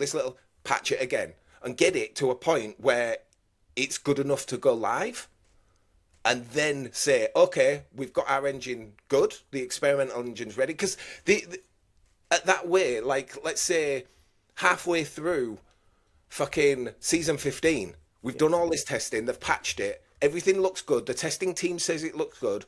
Halfway through season 15, they could say, okay, we've got the experimental engine, this is the final experimental engine. Halfway through season 15. So it's ready to go with no more patches at the start of season 16. So how do they get around the to your point, the unfair advantage? So I'm just talking for the community and the questions. I mean, everyone will have their say in question. The fact is that a sample of people, 5, 6, 10, 8, whatever it is, will have the ability to. I'm not against it. Let me just hear me out. There has to be a way to dress the experimental engine. That's what I said. Yeah. It's available at all times to everybody. Available. So you don't get at it. all You times. don't get. Yeah, so even random people coming in can still give their feedback. Yeah. They can still give feedback as You're they normally maybe heard would. louder because you're in a community group thing, whatever. Yeah. Whereas Yeah, the testing team can really go in and give them proper, focused feedback that they can work on. They can also take everybody else's feedback for having it open. Don't get me wrong, I'm playing devil's advocate, right? Because nobody will actually know realistically what goes on behind the scenes. Like, you could have a dedicated testing team that got the experimental engine before everybody else, that's bound by an NDA that can't disclose it and nobody knows, right? It could. Like, I'm just playing this whole like scenario. Everyone else, to me, I'm not asked if there's a testing team, they can input and we get the best available engine, and you've got a group of people that are like-minded people that understand testing, understand what to expect from a role and a player, and they can take that on board and it aids the whole metaverse to benefit. I'm all for it. Trust me when I'm asking the questions. I'm just asking some questions that I know are a bit tetchy, because I do think people will be We probably more so than me. Yeah, no, we covered it, and that was why just have the experimental engine available at all times. I mean, I asked for that, right? So I'm not obviously yeah. I'm way for that. It's a thing I definitely asked for. They need better feedback, because the thing as well is, like, I talked about, like, how last season there was a chess match to it. It felt like there was a chess match to the game, and Mathurin said that's really what we want, and we're glad we achieved that then. And he was disappointed to hear that they've not achieved it this time. He did state it's very hard to achieve. Like, it's not like a simple, like, oh, I'll click this button and it's done. Yeah. But that's what they want. That is their vision for it. It's just they're not getting enough feedback to be able to bring out a quality engine. They're just getting what feedback they get before their deadline, which is why I said they've got to get rid of the deadlines. Yeah. 2-season engine, 1-season engine. They've got to get rid of that to take the pressure off. Obviously, the ultimate goal of an engine, right, one way or another, is I hate using this terminology, but it's to have an engine that plays like real life in a sense, right? That what you see on a pitch kind of to a degree reminds you of what you'd anticipate in your mind to see a player do if that player had those instructions and he was on the pitch in real life. He had those qualities, or you were telling him to do a risky pass or get further forward, whatever. I'm trying to paraphrase this a little bit. How are they going to ensure that the feedback they get is in the interest of the position of the player and the expectation of the individual instructions on the player, and not what an individual such as you guys wants it to be like? Does that make sense? That's what the testing team's for. Yeah. The testing team isn't going to go in. Yeah, the testing team isn't going to go in. Oh, I'm going to test so I know what my tactics are for next season. The testing team goes in to stress test the engine. Yeah. Like, if it's a closed group, right, you set up this way, I'll set up this way. Yeah. Let's see what happens. Yeah. I'll set up this way, you set up this way. Let's see what happens. Let's stress test it, find what's wrong, find what works, what doesn't. If we find, this formation seems really, really weak in this version. It seems like underpowered significantly. We've tested it thoroughly. Have a look at this, or stuff like that. Because, the testing team's idea isn't, I want to get my tactics ready for next season. It's, how can I make this game better? And that's why the people selected would have to be, selected properly, because they'd have to give feedback. It wouldn't be like, I'm just going to test it. Because if they're not testing it and giving feedback, then what's the fucking point in them being part of the group? You know what I mean? Yeah, that's fine. Mr. K, I know I'm conscious of some time for you, and I know I've stole all the questions here on the back of Bruce. Do you want to... anything? Trying to pick my words carefully, I guess.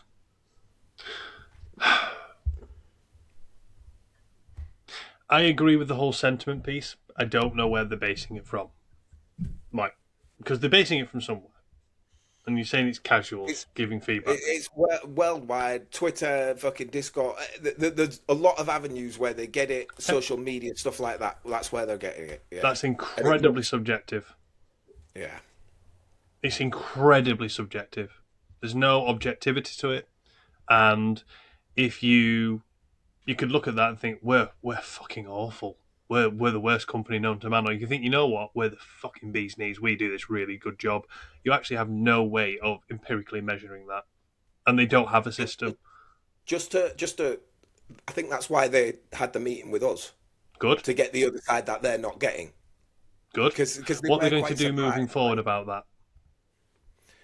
They've said that they're gonna talk about it internally and work out a way to be able to do that, like to get better feedback and sentiment and stuff. It was very like, we need more feedback, we need better feedback, we need, so You've got to be. You can't discredit and completely disregard your casual users.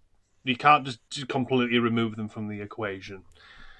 The weighting they have on such an equation should be diminished comparative to your heavy users, your heavy investors, your most loyal users. Because I've done a lot of work around customer growth, retention, growing revenue, growing a business. Done a lot of that extensively. If you focus on your casual or your more likely to churn users, your less loyal user base, all it takes is one thing to go against them. The wind blows in the wrong direction and they're gone. But if you focus on your casual users to the detriment of your passionate, loyal, heavily invested users, especially your whales, especially in a platform in this sort of model, if you go against the grain with them and you burn their fingers, if you lose them, and then you lose your casual users because they just churn because they're naturally got a higher prevalency to do so, you're in a big, big hole. You're in a big, big hole. I really, really, really hope from this conversation it opens eyes and they start thinking bigger picture. I think Think it bigger did. picture. I hope it does. I truly hope it does. But at the moment, I need to see proof that we are doing No, I it. agree. I agree. Like, Because I cannot see a scenario where it makes sense to keep this current season's engine going into the next. Based on not just my assessment, because I was shocked at how widespread it was, the general sentiment as to how good this engine is. You're going to give everyone another season on that. Okay. Those that have got the biggest input into this game financially, they're losing a season's worth of utility in that engine. Users who are competing at whatever level, at their top level, and as much as they're willing to put into it, they're going to lose theirs as well. And the retrospective ratio to how much value that holds to them is the same. Even if monetarily it's different, it's going to hold the same value to them. They're going to lose it. The testing engine idea, grand, cool. Yeah, no problem with any of those sorts of things. I think that's a positive step forward.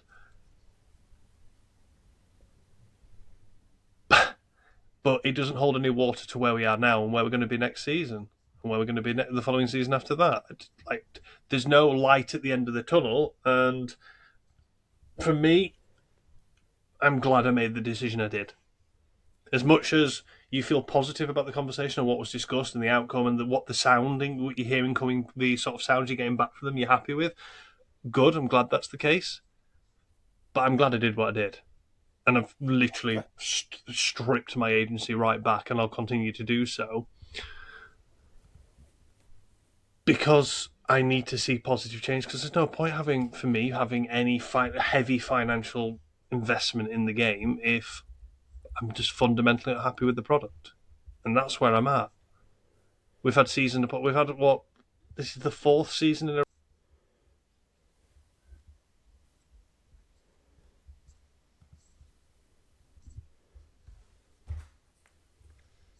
Still working. looks fine to me. Yeah, Looks fine. looks. Oh, Oh, right. But it will continue, right, until we leave. I well, it think. is recording. Yeah, I think he's the host though, isn't he? So it's whether he can get back in on this same one. We've had this before, haven't we? Where It's his studio. So I think obviously you were in the meeting. Fine. So you and you probably know stuff that you're not elaborating on, which is also fine for various different reasons. I get that. Do you believe that the meeting will drive a positive outcome overall for the community and the players of the game? That's the question. Yeah. Yes. Like I said, That's there'll be enough some for them. short-term pain. We've got to deal with this engine for another season, maybe. But if they do the things that were suggested and do change the strategy going forward, 100%, that is a positive. If we've had this meeting and everything just stays the same, then yeah, 100% negative. Yeah. I fully agree. But after this meeting, I think it's a positive step. Yeah. It's not going to be fixed right now, or for next season. That's too late. Like, we've just got to write that off. But I think for the long term, yes. Yeah. Yeah. Well, and I trust in you, like, without. Well, like I went Listen, into it so feeling. If you feel in a good place, because I wasn't privy to the meeting, then I feel in a good place. As daft as that sounds, I know, like, got loads of people listen to this and think, well, that's a bit of a cop out. It isn't. I know you know way more about the gameplay of this game and the tactics of this game and what we need to get than me, because I am one of those. I'm not necessarily a casual player. I do take it seriously. I do want things to work, and I do want my teams to perform and the formation and the tactic to perform, and I put a lot of time and effort into getting it to cook the way I want it to cook. But I only know that, and we know this. We all know that.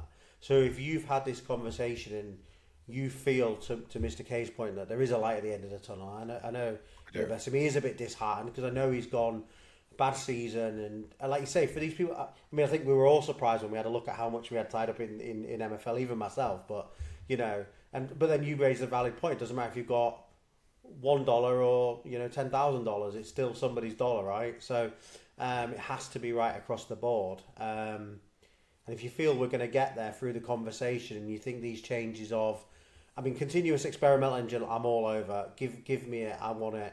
If we can try and remove away from the last Friday patch, I'm all over it. And if there's a testing group that are focusing, like I say, the simplest way I can put it in my mind for those listening is, if you've got a cam, and I'm going to pick a cam, and you hit a toggle on that cam, and you expect to see so say everybody else is default, tactics default, everybody default, opposition default, nobody's set anything. Your players have got their nuances of their stats, but if you set that cam and you say attack, I want to see that over X number of games he's sat attacking.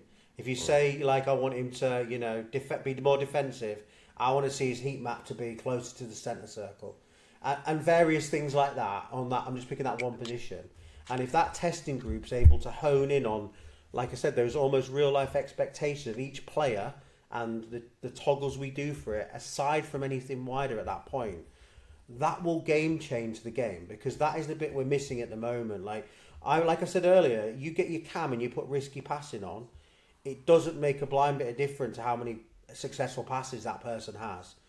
Granted, I have no idea how many of them were risky, but by the sheer fact I know that some of them must have been, and it's had a detrimental effect. And I'm talking, I might put all that on a player that's got fucking 32 passing. You guys will be honing in on that and going, that balance and that percentage and that weighting doesn't make sense. So, something's amiss here, I guess, is the idea. Yeah. Well, like I said, it was more their receptiveness to it, which is a big thing for me. Yeah, 100%. It's like, maybe we can do better, which to me says more than anything. Because if they just sat there and were like, no, we're perfect, everything's good, then that's bad. Yeah, absolutely. They did. They were very, because like I said, one of the things I brought, a lot of people feel ignored. Yeah. They feel like they're not listened to. And Mathurin said, maybe we can do better there. Yeah. Maybe we can do a little bit better. Like, so, how many testers of a match engine do we think, like, Sports Interactive have for Football Manager, Oh, and how many fucking- they had, even way back in the golden days of CM, right? They've had a team, even So if there was only important. yeah, So even if there was only like 4 or 5 of them, they would have had a dedicated team who their job is test it. 100%. Rather, yeah, 100%. So I think it's like I said, it's a positive step, and yes, it might not fix for next season, but it wasn't going to anyway. No. But at least Yeah. there's Next a light season's at the written end of the off, tunnel. innit? Yeah, Yeah, next there's season a is what light it at is the end of now. the tunnel. Yeah. Yeah. Like I said, having the experimental and the testing, I said, oh, it might be 3 seasons we have to, but if they're getting the proper feedback, because that's something they were very specific about, we're just not getting enough good quality feedback. Some of it's fucking ranting. That's why they closed down the engine. That's why they closed down the engine feedback. But the Mathurian said, oh, maybe we'll put an experimental engine chat in the Discord, because then at least it's just people talk. Like maybe you get a role, and everybody who's got this experimental engine role, if you start venting, you lose your role or some shit like that. And just to give proper feedback, so they get as much feedback, they need as much information as they possibly can to make it as good as we want it, because they get a select few people testing. Everybody else is sat there like, I'm going to wait for the final patch. I'm not going to test. And that's why I've said there's a line in the sand now. If you're not testing the experimental and you're not giving feedback, then when it goes live, it's like when you vote. Oh, I don't like who got elected. Yeah. But if you didn't vote, shut the fuck up. What did you do? Like, how can you sit there and moan about it? Was there any discussion around? Because obviously, feedback. I get it. They want us as individuals to take the time to Just do the community. testing Just the and- community. Like, they need as community much. to take the time to do all the tests they want to do and feed it back. Did they give any indication as to? So every match we play, everything we do, every slider we turn on, every thing we move across or whatever, in every match we've done, thousands and thousands of matches across a season. Do they utilise that data? Do they harvest that data? Are they able to learn from it? Or is it by the default of the way that the engines... I might be going too much detail here, but this is maybe something for another time. But is it the way that it's built and the way that data transpires out that it's difficult for them to consume and learn from? To your point about you set your tactic and play against someone else and you're watching it and learning it, I'm a true believer in data quite a lot. Like, I do like to work on hard facts. And I also am a believer is that the data tells one story and what you physically see and experience is another, and they're both to a degree of equal importance at differing intervals potentially in terms of whatever you're feedbacking on. Do they give any indication of all that data that they soak up? They didn't give specific, but what I will mention that's sort of related, I think, is because Quentin said about it. Well, for one, we've got to understand how they test is not the same as ours. And it can't be. It's impossible. Yeah. Right? It's literally impossible. I've said it before. It's literally impossible. So they're looking for certain metrics to make sure the engine's working. One thing Quentin said is he's never doing like massive changes. What he's doing is little tweak, little tweak, little tweak, and it's having unintended consequences that he possibly can't see. He can't possibly see it. So that's why the testing team's paramount. But it's like, yeah, he said he didn't go in and like, right, I'm ripping up this engine and doing it. It's just little tweaks. But because he's only done a little tweak, he's not seeing the cascade of it. You know what I mean? And exactly. So the knock-on effect and the ripple effect that causes, by the time that's noticed and by time it becomes apparent through testing, through matches played, through data, through with whatever, 5 games into the season. it's physical. Well, also, yeah, it is, but it's also quite difficult for him to unpick the particular little change he made that made the impact, because whilst it might have made that ripple effect of something and then another tweak might have, there will have been a ripple effect the other way of goodness. So I get that, and I'm a massive advocate of testers. Like, that's why I brought up the football manager thing, because I know I'm a long time football manager player, as I know you were for a very long time as well, and like I know they have big teams that test the match engine, because it's, rightly or wrongly, everything that we do, the progression that we love, the setting our tactics that we love, our buying our players and all that kind of stuff, fundamentally the single most important thing is the match engine. Above everything else. I agree. I agree. So that needs the time and effort. So they view the match engine as important. I gathered that. Yeah. Like it's not like the match engine could be whatever it is. Like it's an important part of the game. They view it that way as well. Like it's just they all said it's an impossible job. Like it is an impossible job. But we've got to also. They've taken the time to listen to us. So long as they action it, then it's on us as the community now, I think. Yeah. We've got to now step up. Instead of sitting there and be like, I'm just going to moan about it. Now we've got to step up and be like... Because Mathurin said he loved the idea of not... Because they physically build it, but he says, I love the idea of a community-built match engine where there's a consensus on what everybody thinks is good, you know, like... And it's decided rather than us just being like, this is what we're going to do. He loves the idea of that, and he thinks this could open it up to have that. Yeah, I'm a huge believer of. I don't really give the time of day to people that absolutely rant about the engine, but will not also make the time to give constructive feedback and with examples. And that's what I've always said when we've done any discussion. Show me it. I need to see an example. And see the data behind it or the visual, however they want to do it. So again, if they're going to build, and it's in our own destiny, right? So and that's the key. If they give us the tools, and they promise that they will read the feedback to your point, and if the feedback's valid and there's evidence behind it, they do read all the feedback now. Exactly. They read it all now. So yeah, and like you say, we all do have our little discussion in our own discourse, but at the same time.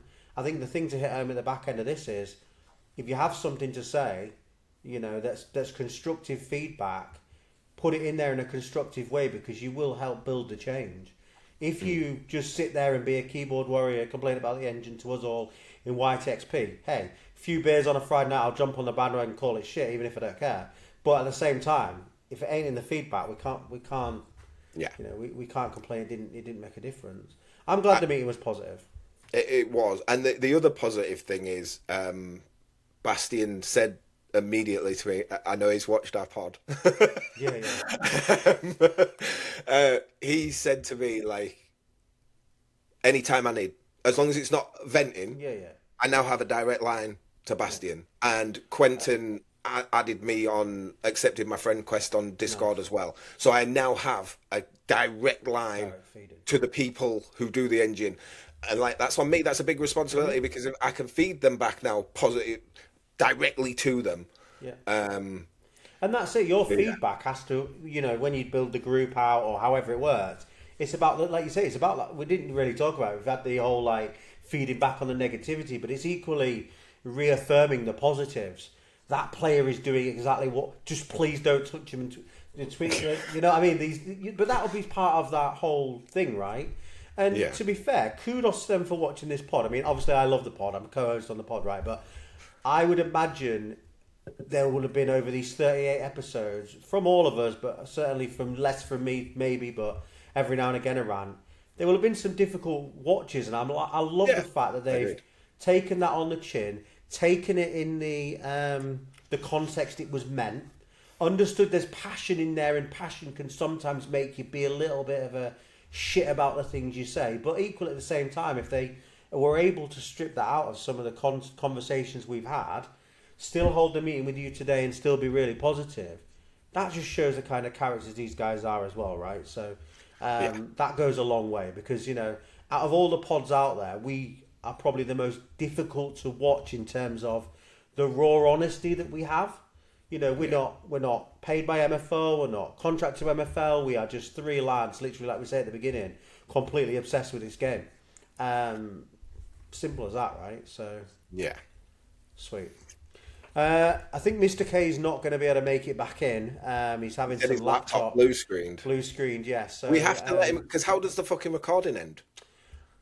Well, I'll do the community questions if you want to read them out, and we can answer the question if you're happy with me to do that.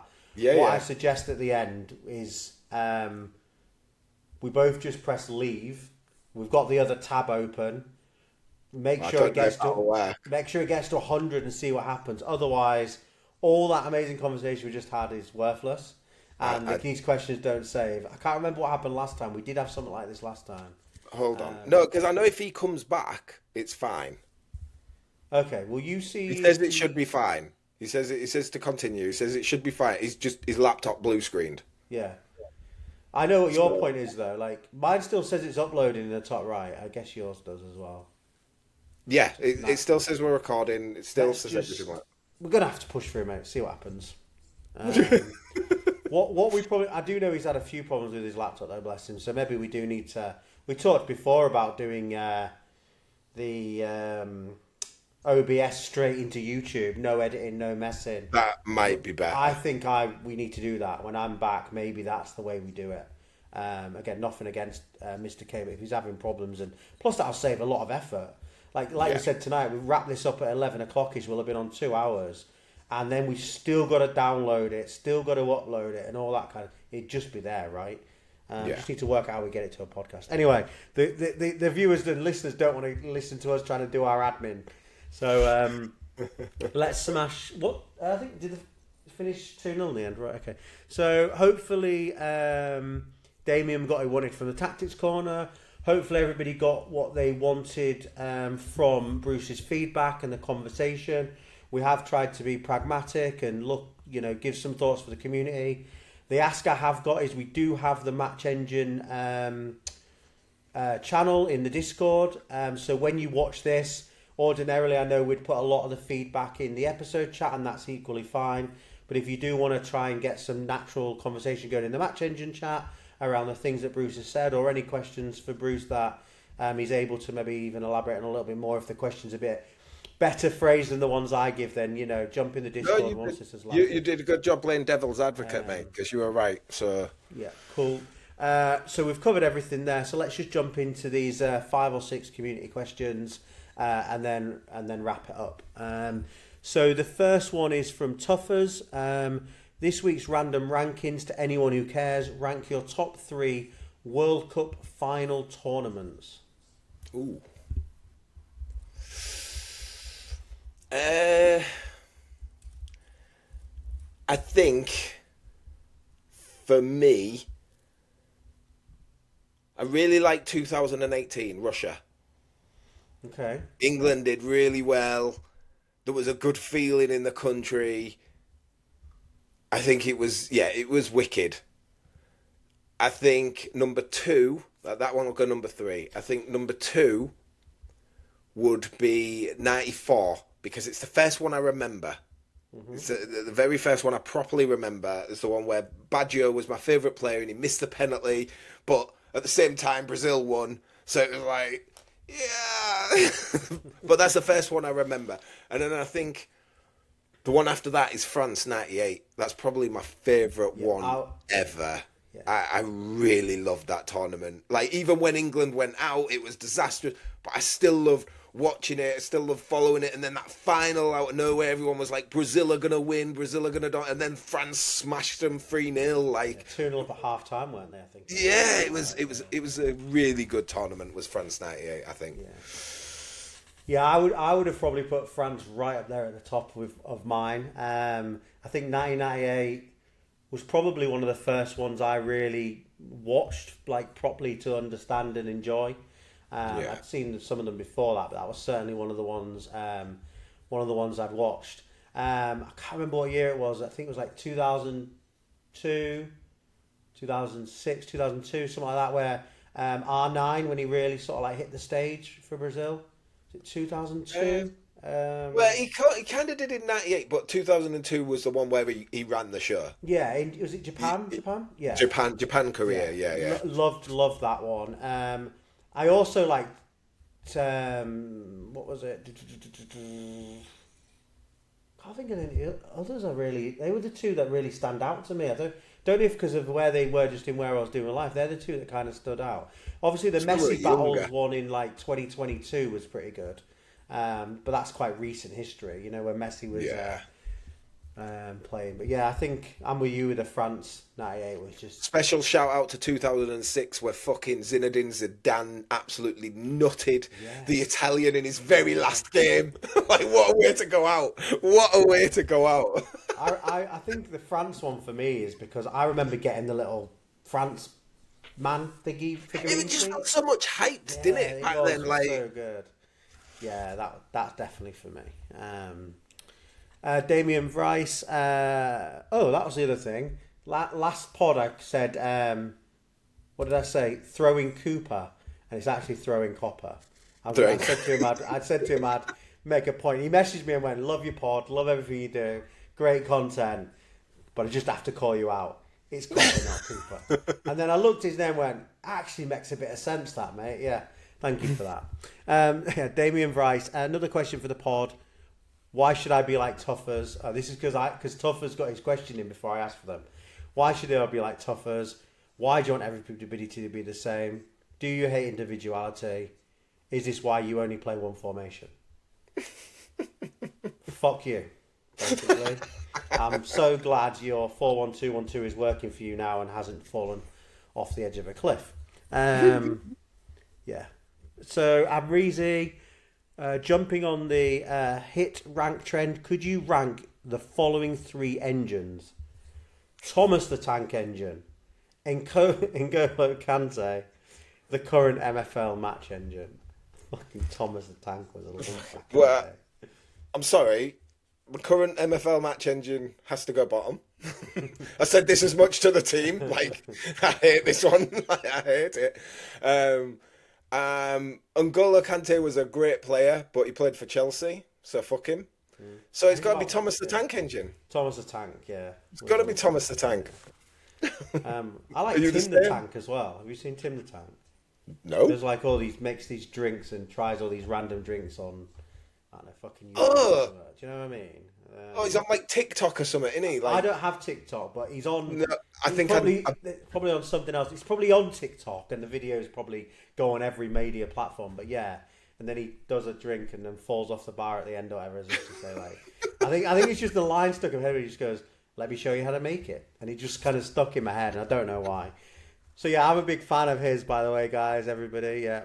Rip the piss, it's fine. Hoodwink, after seeing James' performance in the TPP challenge, their very unique challenge that they made themselves, didn't take any ideas off anybody else for, will you be banning him from the RonJon challenge to save him from the embarrassment?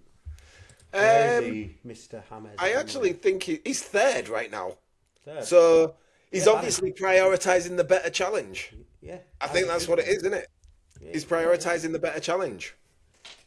Absolutely. It was funny because when I was on with the Ramble and they were like, Hooders was like, "Where's the showcase channel gone?" And I was like, "Fuck, did I actually remove it?" Shit. I was actually just like, I'm surprised you haven't got one in your own Discord. You know what I mean? Like, just look at our Discord and just clone it. I think they're adding channels every now and again. Do love the Ramble boys. Rory G, who do you guys think will win the Nations Cup final? Brazil. You can't. No, Brazil. You can't say Brazil. It's Brazil.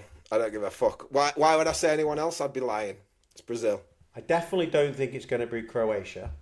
No. No, because it's going to be Brazil. I'm rallying for Brazil as we speak. I've got 1 win and a draw. Don't know how that's going to help the draw. I've got 2 minutes. I've got 2 minutes till the next one. Yeah, I think Brazil. If it's not going to be Brazil, it's going to be Brazil. Yeah, but if it wasn't, I would. But it's going to be. I think Germany's got quite a lot of good players at that level on here. So. Just having good players isn't going to be enough. Well, no, everybody's got good players. Those top 5-6 teams, they've all got good players. Can I just put it out here now? If you win the tournament on the back of a meeting with MFL about the match engine, yeah, leave that on there. I don't care. Make me win. I don't care. I don't care. I'll take it. I don't care. So you may as well take all these. I don't even know the players. So top goal scorer of the Nations Cup. Tato. Kev Hurd, who do you think will win the Nations Cup? I think we've already had that. No, who do you want to win the Nations Cup? Sorry, this is from Kev. And who do you think will win it? So we've already done the who will win. Who do you want to win? Any Brazil. dark horses, and where will they finish? Big dark horse. I genuinely think Japan. Okay. Their manager is, I consider Brian the GOAT. You know, I sit here and I'm a great, but Brian's the GOAT. He's the person I think is the GOAT. He's so tactically astute. He's got a decent team. He's not got the strongest team, but Brian's very good at getting a lot out of a little. Mm-hmm. He's defensively solid, and I don't think they'll win it, but they'll get further than people think they would. But someone's going to write off Japan, and they're going to knock someone out who's one of the big boys. Genuinely, I think they might get to the quarters of the semis, but on the way they're going to knock out a big boy who looks at them and thinks, it's just Japan, easy. They've got 92s, I'll smash, and they're going to get bounced. So Japan is my call. I think Saudi Arabia will do well as well, but Japan. Okay. No idea. I'm just literally scrolling now, looking at who's managing who. For some reason, I've not got as big hyped into this thing. I don't know. Because you've not gone for a manager. I think it's more the managers. Yeah. Everybody's hyped for the manager, and so there's going to be a little more hype. I just think once the fan rallies start really rolling, and people see they can win stuff, like I think also, that might. Yeah. I also didn't want to put 10 shares in, and because I know how much the community love me and they back me to be the manager, after I've only put 10 shares in, it's not really fair, is it? So, that's why I didn't put my name in the hat. Plus, obviously, the nation I wanted had already gone, Brazil. So, what about Canada? Who's managing Canada? So, that's Rory. Rory, yeah. And they have some decent players as well. They have some decent players. They've got a 97 striker who's rotting on an unregistered fucking Iron team right now. Really? 97 striker. Wow. Yeah, insane. Wow. So dark horses, that's who you think of the dark horses, basically. I think, Japan, I will give, like you said, Canada, because of the manager, and they've got good players. Saudi Arabia, good manager, good players, but real dark horse, I think, is Japan. And who do I want to win it? Brazil. Who do I think is going to win it? Brazil. You needed to have your Brazil flag with you. Should have done. It's right there. I could get it, but we're near the end. We're near the end now. Yeah. Have you? Well, we are. That is the end of the questions. So that's. And I heard from SR Monkey on when I was on the Ramble. He likes these to be at least 2 hours long. So we have literally done him proud because we're at 1 hour 57. So happy days. Is there anything else that you want to cover that we haven't covered? Anything else? I think next week, Kev, I believe, is going to be on. And then the week after, Taggart. Because that'll be the week after it's fully finished. Taggart's coming on for the end of season, depending. We've got a little bet going on. So depending on who finishes higher in Diamond. Yeah. That's the bet. I'm just going to stick on my rally game at the minute. Yeah, stick on. So in theory, when we're going to have 2 back-to-back weeks of guests then, because next week you'll have Kev on. I'm not going to be on, so he's going to come on. Kev's then going to come back on at some point when I'm back. I think we've got, obviously, Taggart's going to come on after that, and we have started making a list of the people that have reached out. So I think Monkey wants to come on, Bob wants to come on. Orange. It's about time we got fucking Bubbles on. I know. Yeah. he literally was like, "I'm always happy to come on," I was like, "Yeah." I just put, "Yeah, noted. We'll let you know, mate." No, obviously we do want him to come on. So hey, name and shame. Who didn't want to come on because of the negativity? I don't give a fuck. Name and shame him. No, nobody. I just made that up. Nobody's actually wanted to come on. Yeah, nobody's not wanting to come on. I just made that up. I was like, what can I say to A, own up that I've been slacking, but B, at the same time just go, it's you two fuckers' fault for being... Right, but nobody said that. There are people that don't want to come on because they don't want to be on camera and stuff, or they've got jobs or whatever, which is fine. But, I put it in the Discord. I know some people don't often see the post because it might just get lost, but... we are open to absolutely anyone coming on here. if you love MFL and you're into MFL, it's co-hosting it, it's getting involved in Tactics Corner, it's chatting shit like we do. It's not interviewing, it's not whatever. We'd love to know how you got into the game very briefly, but it's about running it. So if you're into MFL, you've been in it a day or since the beginning, and you want to be on, let us know.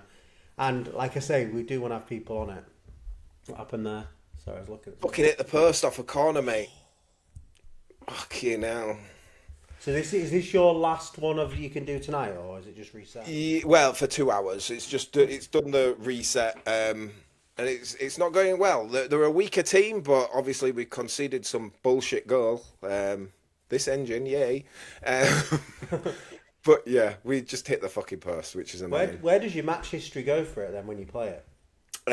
It's like training. So when you go on your training screen, you can click past matches. It goes there. Okay. Yeah. I'll do my last one now then. I should have done these earlier, really. So these end in about a day's time for Brazil. For Brazil, yeah. Each one lasts 2 days, right before the game kicks off. And what happens? What's because some people might not know. I mean, I certainly don't know. Clearly, look at me. I should know these things.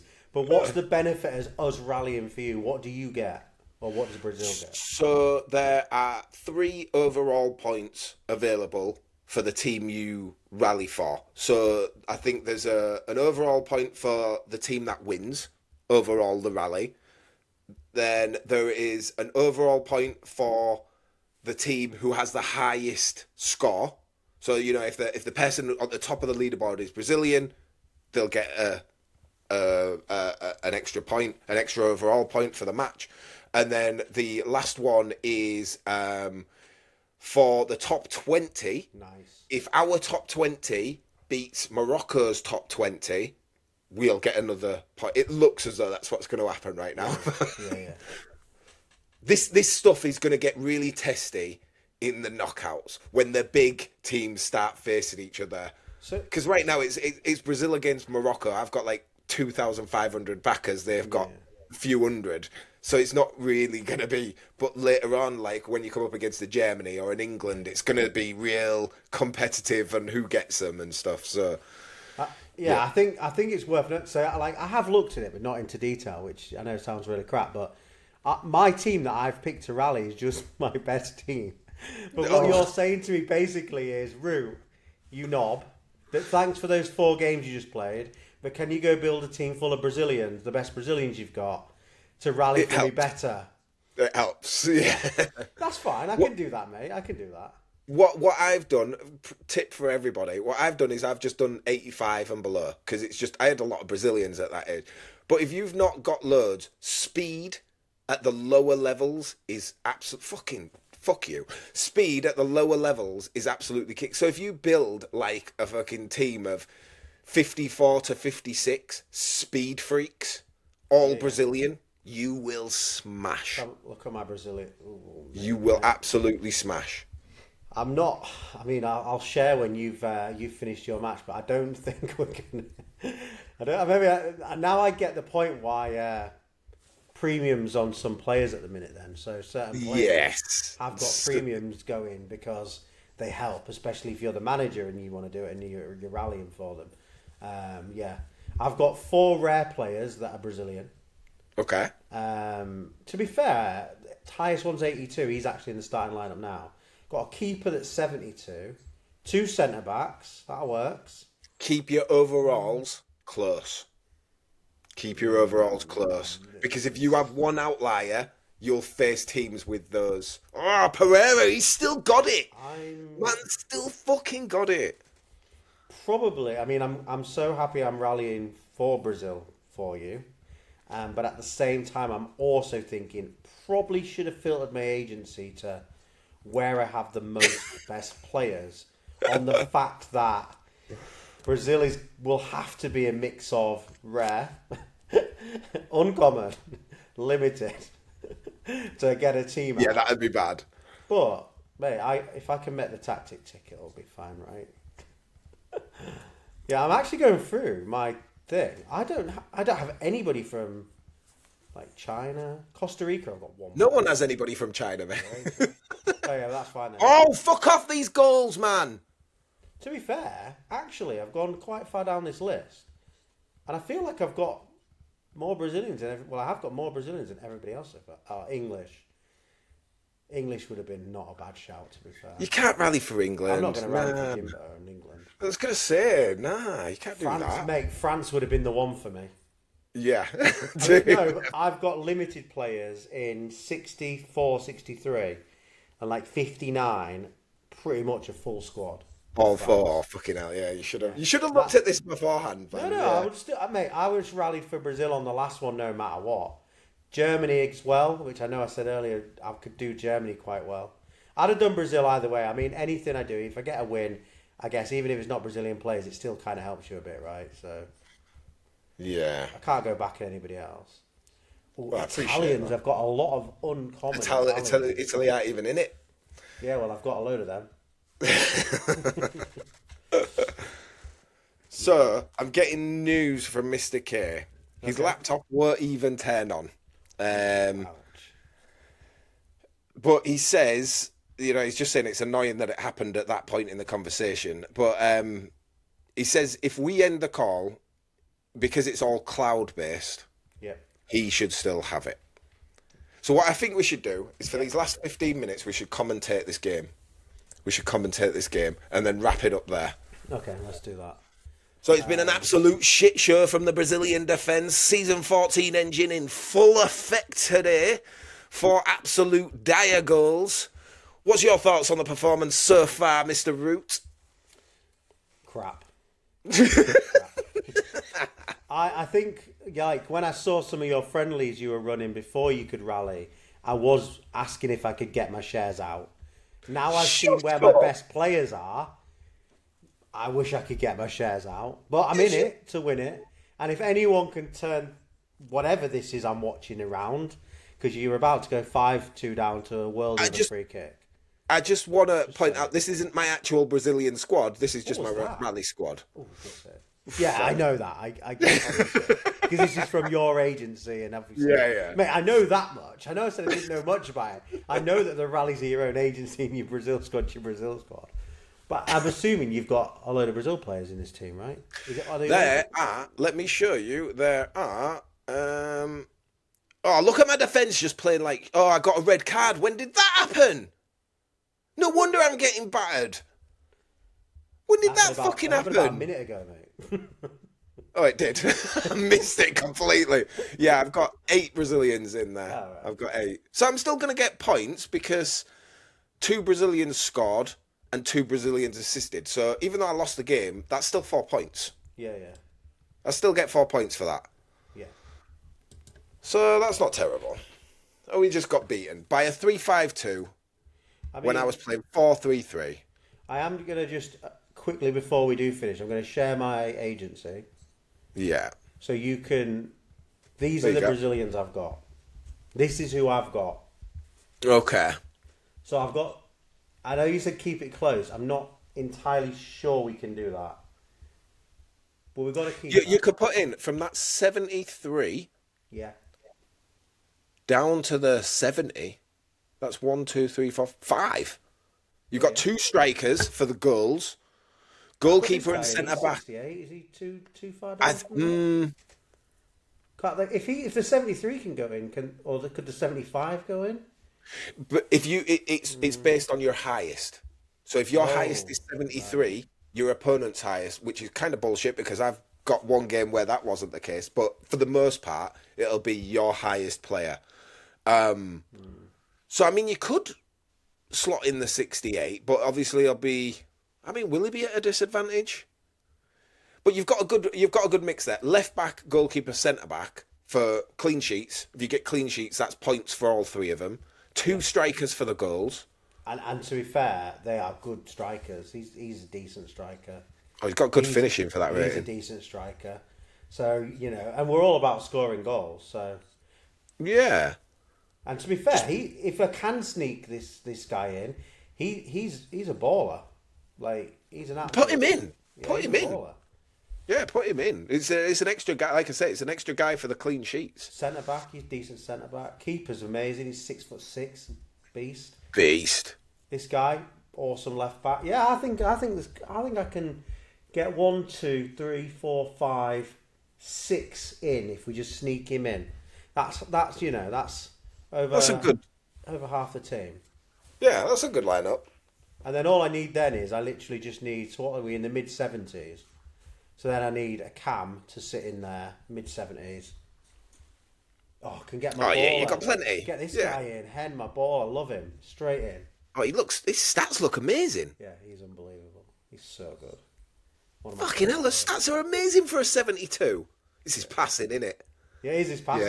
Yeah. He's a scoring He cat. doesn't need to pass, mate. He just needs to score. But this is the one that had that. I know we've gone off tangent. We need to wrap up here. This is the guy that went on that 18 goals, 13 goals. Like this season, he's not got as many, but he's a goal scorer. Nice. Right, I now know what I'm doing. I now know what I'm cooking up after we come off here. Right, mate. Been an absolute pleasure.